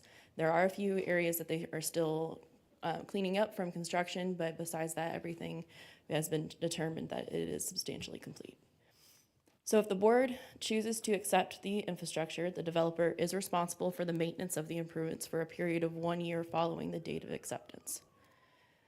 So the alternatives before you today are the Board of County Commissioners may approve and accept the public infrastructure improvements for Country Acres Addition Phase 1, or the Board of County Commissioners may not approve and accept the public infrastructure improvements for Country Acres Addition Phase 1. And staff does recommend alternative 1 to approve and accept the public infrastructure improvements. Are the cleanup measures that you outlined in your report such that they can all be completed by the time of the 1 year turnover? Yeah, there's, so when they added some riprap to help with the drainage issues in the detention pond, there is still like a pile of dirt in the bottom, and then there's some extra riprap that they had that they're taking and will dispose of, and then they are seeding that south ditch, and so that's, that will be done probably in the next month, so. All right, any other questions for commissioners? Mr. Chairman, I would move that we approve and accept the public infrastructure improvements for Country Acres Addition Phase 1. Second. Been moved and seconded to approve and accept the public infrastructure improvements for Country Acres Phase 1. Is there any further discussion? Hearing none, all in favor say aye. Aye. Opposed? Motion carries. Thank you.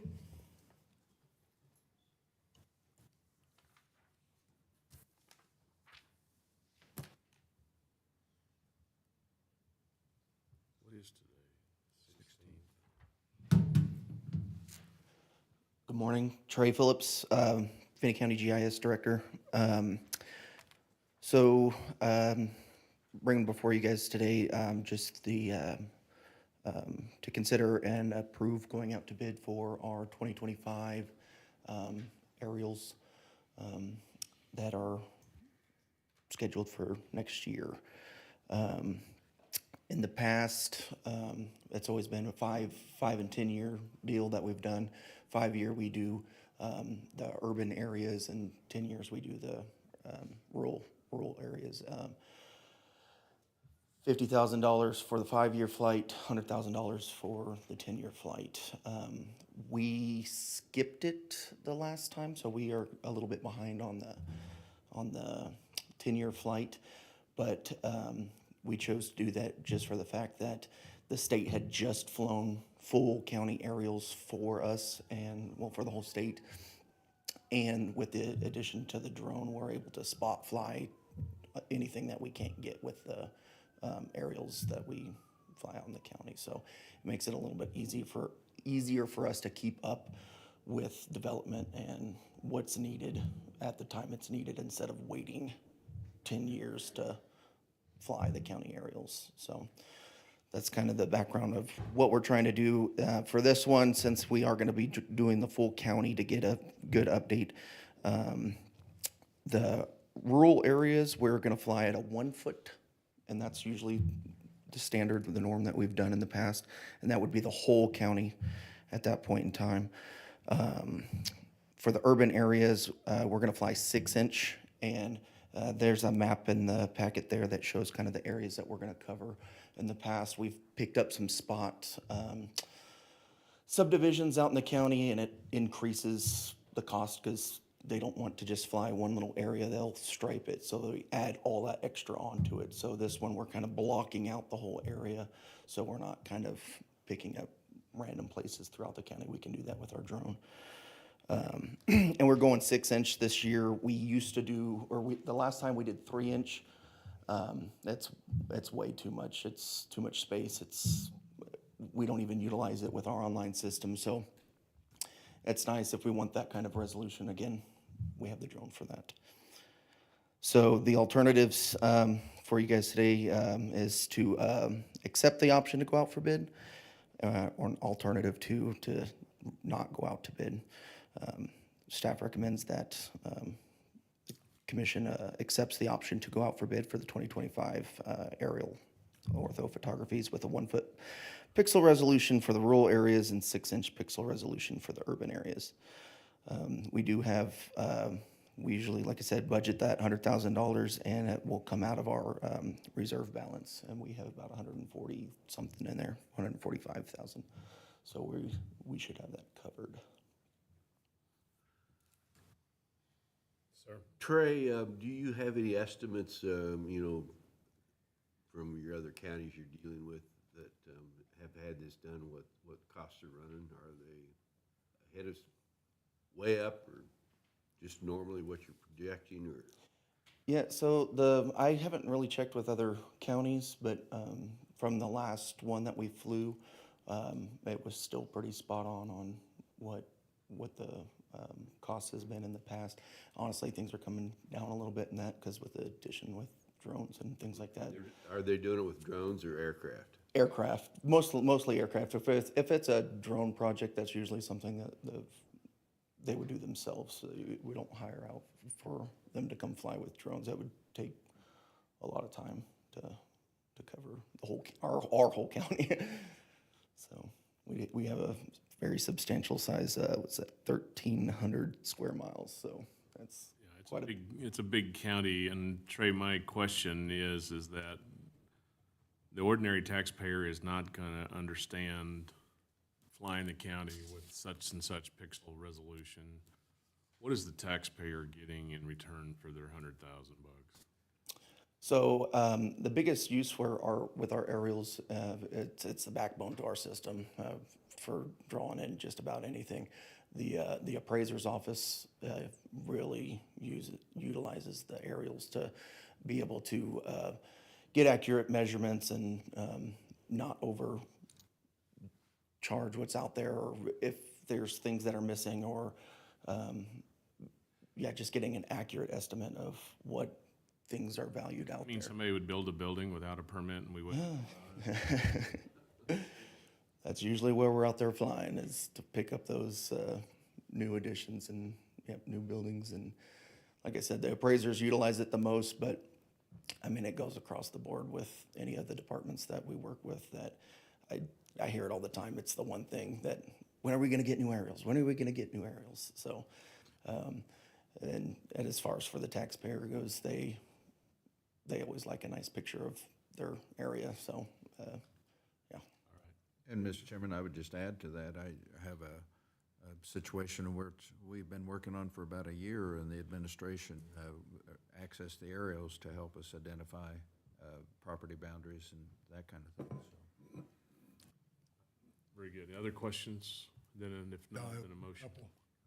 Trey, in the past, you've had the contract issued about the same time as neighboring counties were doing the same thing so they could fly within one county.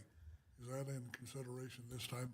No, I've tried to reach out in the past, and it's either just not on the, we're not on the same schedule as another county, or they just don't fly, they don't go for it. And with like the state, with the NG 911 system, they've been flying, well, the NG 911 system, they fly so far, it seems like about a 4-year difference, like between 4 years that they'll do a full update for the whole state level, and that's readily available for us to use.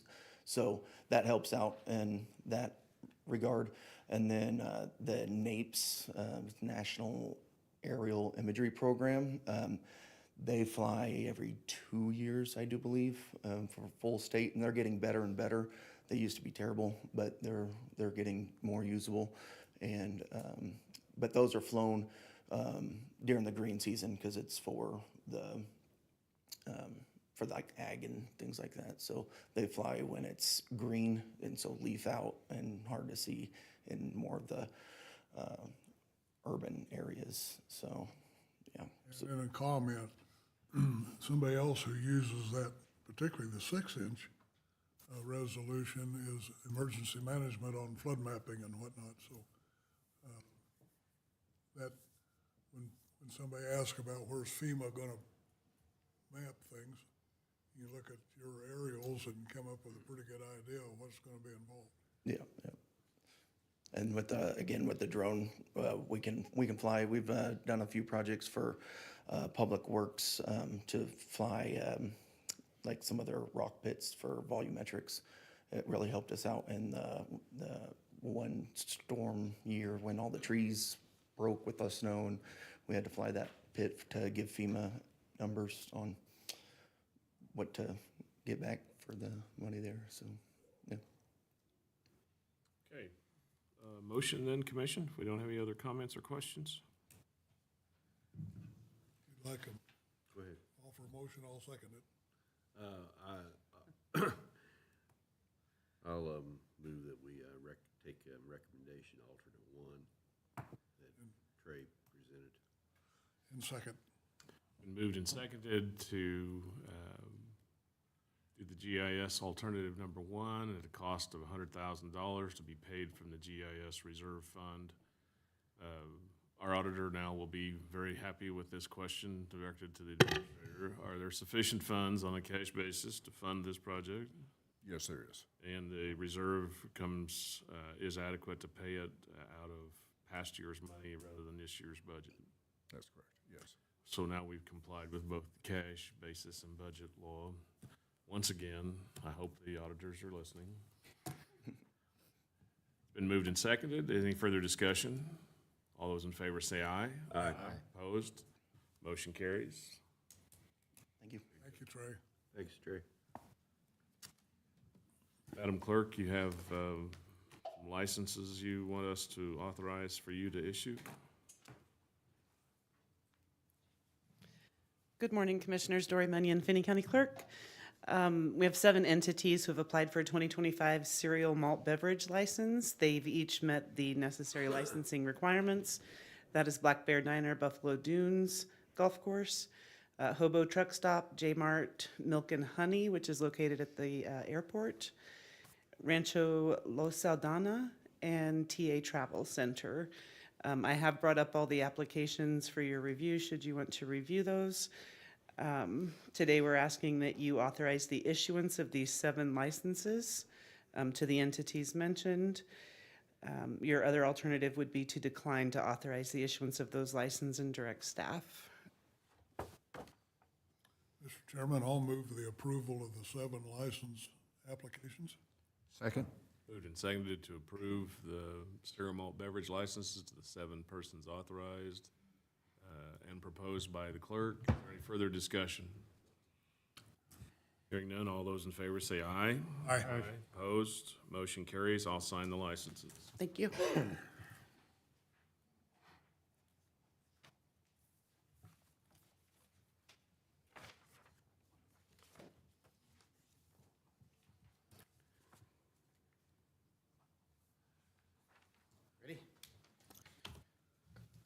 morning, Commissioners. Kenny Smith, Garden City Fire Department. Just going over October, November report summary. Starting off with October. October was our Fire Prevention Month, and so we held an in-house thing for the public to come in and see. We did invite EMS, and they were there as well. Just to showcase what we did, we had like a car there that the personnel kind of cut up and explained the tools that we use to do extrication. Some of our specialty teams were there to showcase what they do, and then naturally EMS was there with one of their ambulances.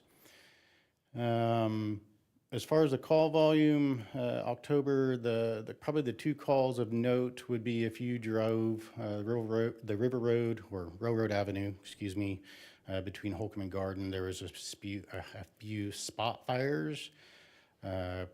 When it was dry, we kind of delineated it to probably a chain off of a trailer or brakes or something like that created the fires. There was probably a good half a dozen to a dozen spot fires in about a mile and a half stretch.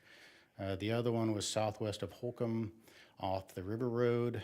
We had a combined effort with Holcomb Fire Department and Kearney County Fire Department to put out the blaze. Approximately, I think they noted 50 to 80 acres was burned. It was a pretty windy day, pretty dry, and we had anywhere from about 8 to 10 trucks out there trying to get it under control before it got into some milo. Other than that, other calls of note, just the regular accidents and EMS assists and fire as far as somebody doing some burn pit without authorization and stuff like that. As far as November, really on our side, we had a lot of in-house leadership classes. Not really any big calls of note, no big fires in November like we did in October. It was a little bit wetter. October was pretty dry for us. Other than that, Station 3 is coming along. Right now, the big things that they are working on is glass on the outside garage doors, tile on the inside, and then the limestone tile on the outside. So it's really progressing pretty quickly. Last I knew, it was the end of May is when it was projected, and we honestly preparing it to be sooner than that is kind of our train of thought. Other than that, I'll take any questions. Sir. Thank you so much on the one incident on the, I don't know, that's not River Road, but it's one southwest of Hope. Yeah, we call it the River Road. We were pretty well affected by that one, and I appreciate the promptness. Yep. With Holcomb and Kearney County, we were really able to get it knocked down quick. It was probably blowing 30 to 40 mile an hour, and it was dry, and it was in that really heavy, thick weeds. Towards a circle of uncut. Yes, yeah. And it probably came within feet of that uncut milo, so. Wonderful. Anything else, Commissioners? Thank you, and good news on station number 3, and pass along to the chief that we're really happy that that project is going forward. I know that he stepped out, but EMS is supercharged to get that done and have services available on the east side of the community. Yep. All right. Thank you. Thank you. Development update, Mackenzie?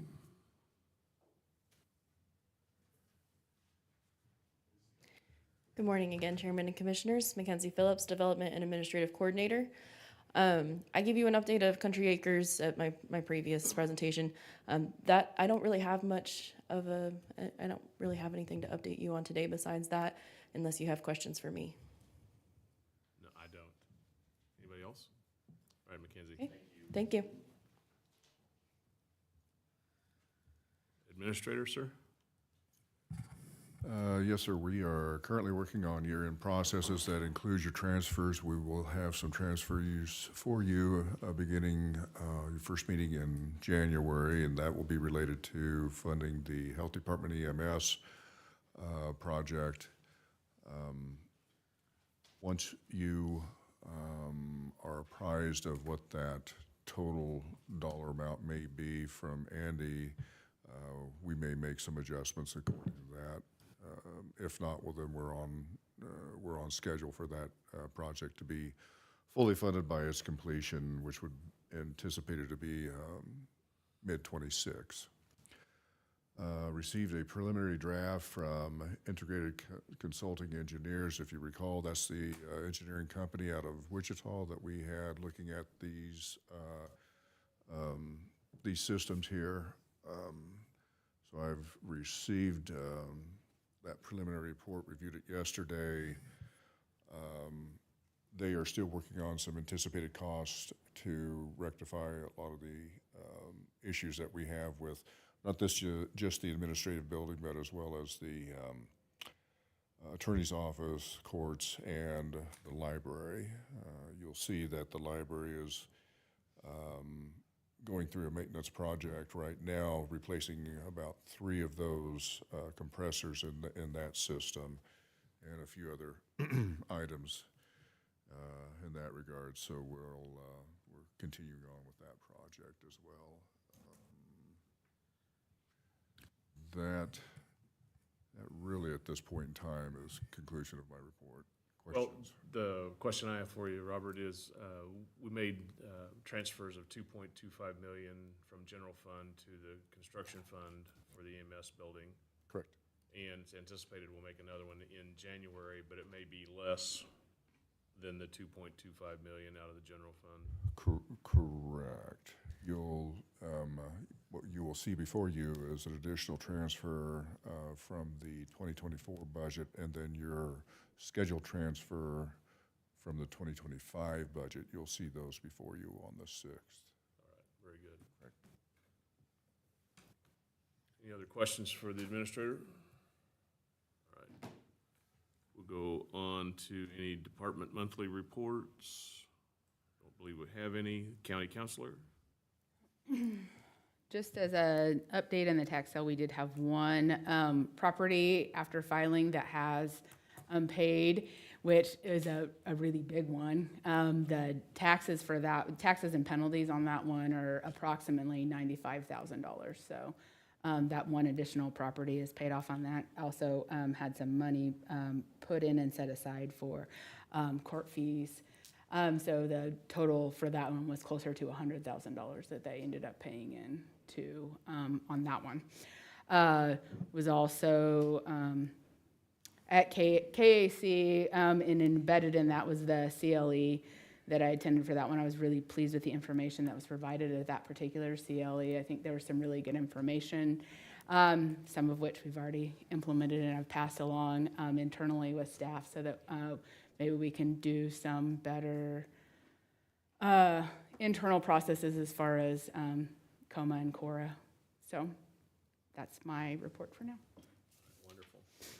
Upcoming meetings, excuse me, I forgot to ask any questions for the counselor. If none, then upcoming meetings and events, anything new or it needs emphasis, Madam Clerk?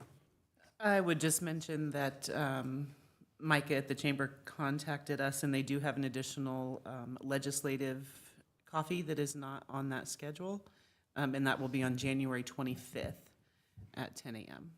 I just wanted to point that out, and we'll get it added. Are those going to be out at the endowment room? Yes, in the endowment room, all of those. All the other ones for the year are on there. Just that one was omitted. We'll be hearing from then Representative Finney for that legislative update. I will be present for those.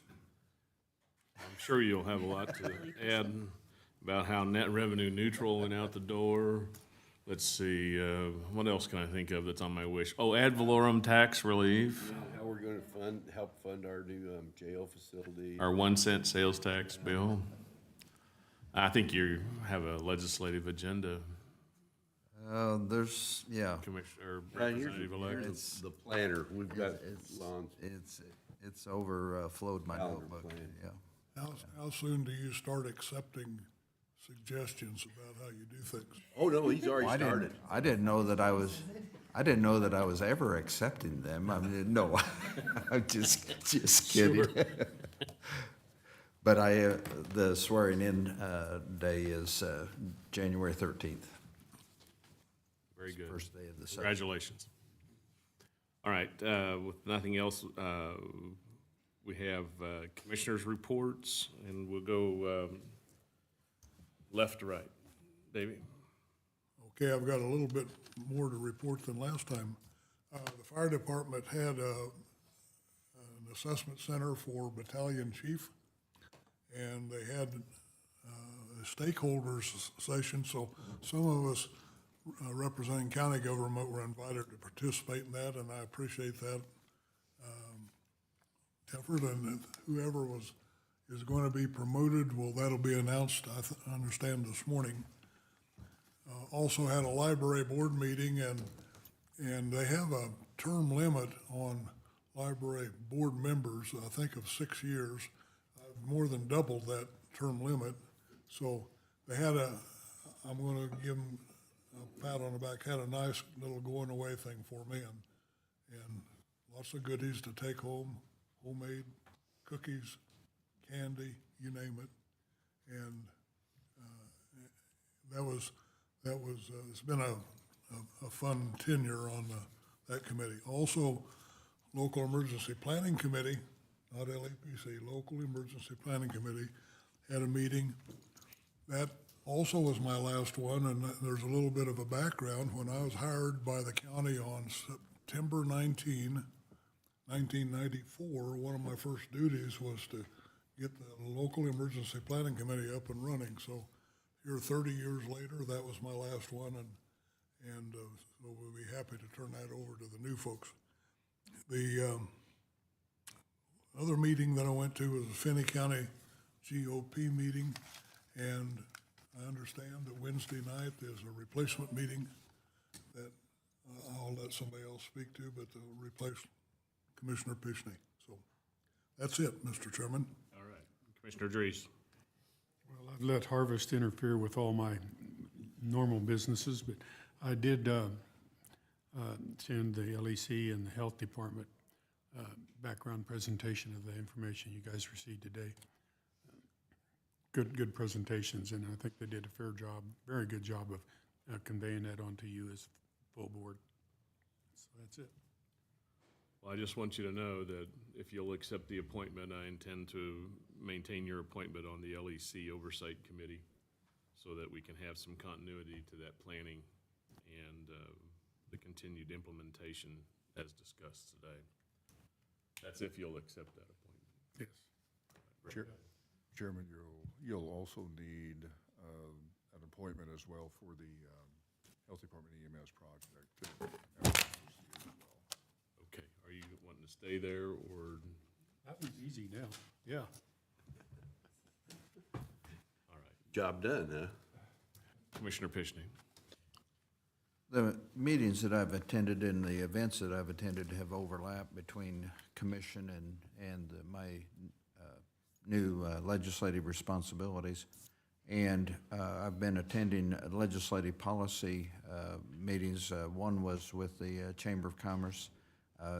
Another one was with the Kansas County Commission Association, or KCCA. And I bring that to the forefront because in our priorities here at the county, we have adopted or said that our legislative policy encompasses what the Chamber adopts, what KCCA adopts, what KAC adopts. I was not there for the KAC adoption at that part of the KAC conference. I'm assuming that Robert and/or our counselor was there, but they did adopt the legislative policy at KAC as well. So those things are in place. There was one thing that at the KCCA policy time that they added that wasn't in print at the time is they added a section about the state either does not collect LATVR funds, or if it does, it returns those funds to the county. So they had a draft that was actually changed briefly before they adopted the final legislative platform at KCCA. At KAC, the only part that I heard was the KCCA meeting at the end, and they spoke to a couple of things that I think affect our administrative staff, and one of them is a program through Clear Government. And I don't know if staff is aware of that, but it's with regard to budgeting and transparency about budgeting. And Thomas County, Cowley County, and Reno counties, and a number of cities have adopted the plan that Clear Government does provide. And if staff hasn't looked into that, I would encourage staff to look into that, because it does make the budgeting process a little more user-friendly from a taxpayer standpoint, and makes it much more transparent.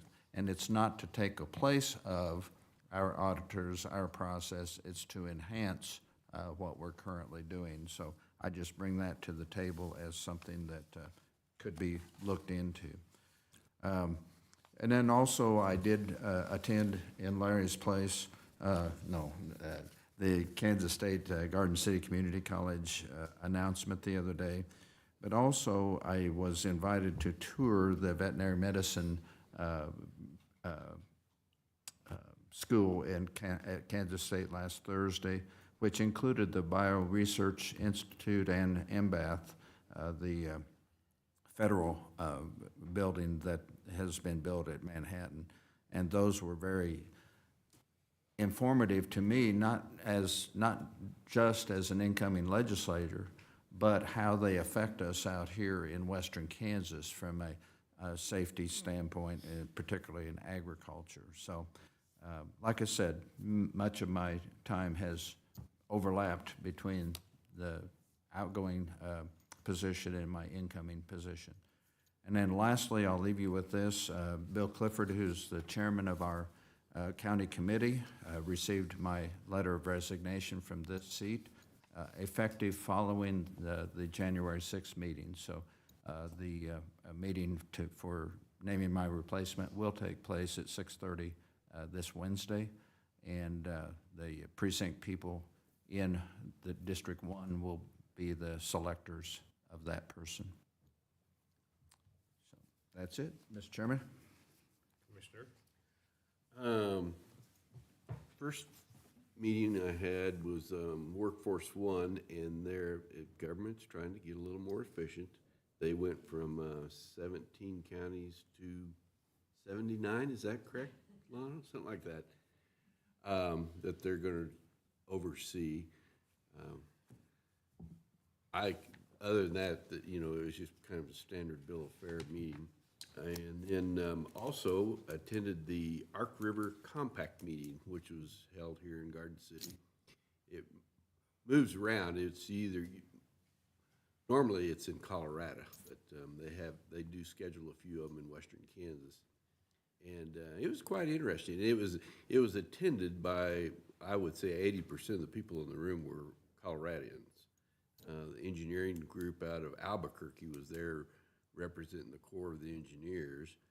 And one factoid that I kind of jotted down, I thought was kind of interesting, they had 164,000 acre feet of water went into John Martin last year, or the year's not done yet, but, and then at the county, at the state line, there was 40,000 acre feet of water across the state line. So therein lies why our river is normally dry. There is bank flow right now at Deerfield, but that's as far as it's gotten. But it was quite. Those are very informative meetings. In the future, commissions want to a more entailed update. We can contact them, and I'm sure that somebody will come present. They do a weather forecast later in February and what they think the snowpack will be and everything. So it's quite interesting. It's pretty entailed, all the projects they've got going now up and down the Ark River Valley and watershed area. And then, oh yeah, got a Finney County Committee on Aging Thursday. That's it. All right. Compass has its annual Christmas party and meeting tonight. The packet there includes the budget for next year with the 300 employees online with Compass. They've grown from 206 to over 300 here in the last year. It's an amazing growth within our community.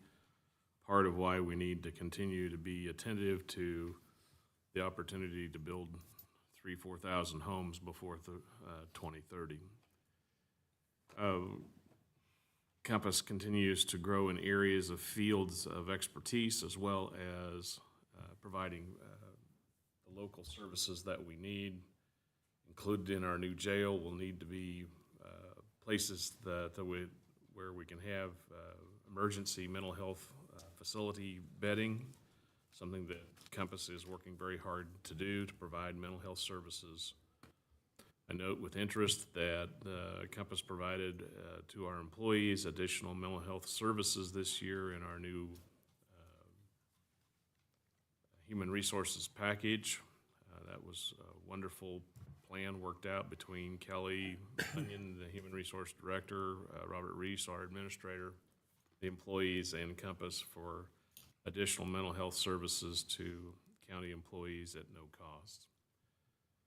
The other thing that I attended was the huge announcement. Dr. Linton from K-State University, the college president, was here in Garden City to sign the memorandum of understanding with Garden City Community College. The one line in the press release was that the Finney County Commission supports educational enhancements in Western Kansas, and particularly with K-State University. The project and the press release has a teaser to it. It's planned that way, and we want to continue to build on the interest of K-State's participation in educational opportunities in cooperation and according to the Memorandum of Understanding with Garden City Community College, our partner in economic development.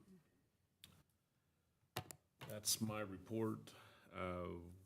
Next on our schedule today is that we have an executive session planned, and the need for that executive session, I'll turn to council. Is that for non-elected personnel? It is. And who should be present? Myself and the administrator. All right. Is there a motion to go into executive session? Time, Mr. Chairman. How much time do we need?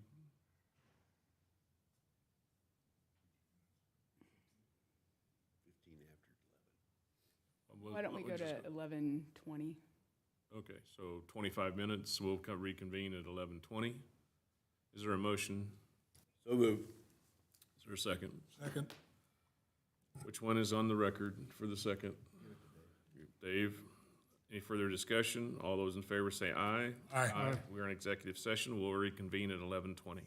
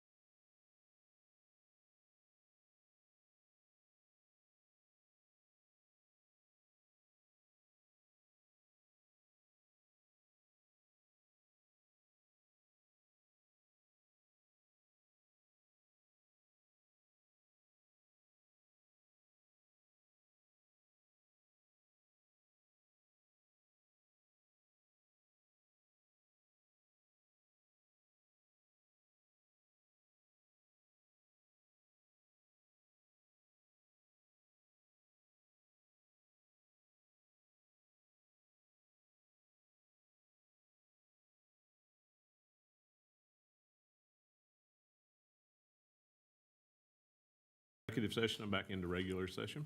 So moved. Second. Moved and seconded to go into regular session. All those in favor say aye.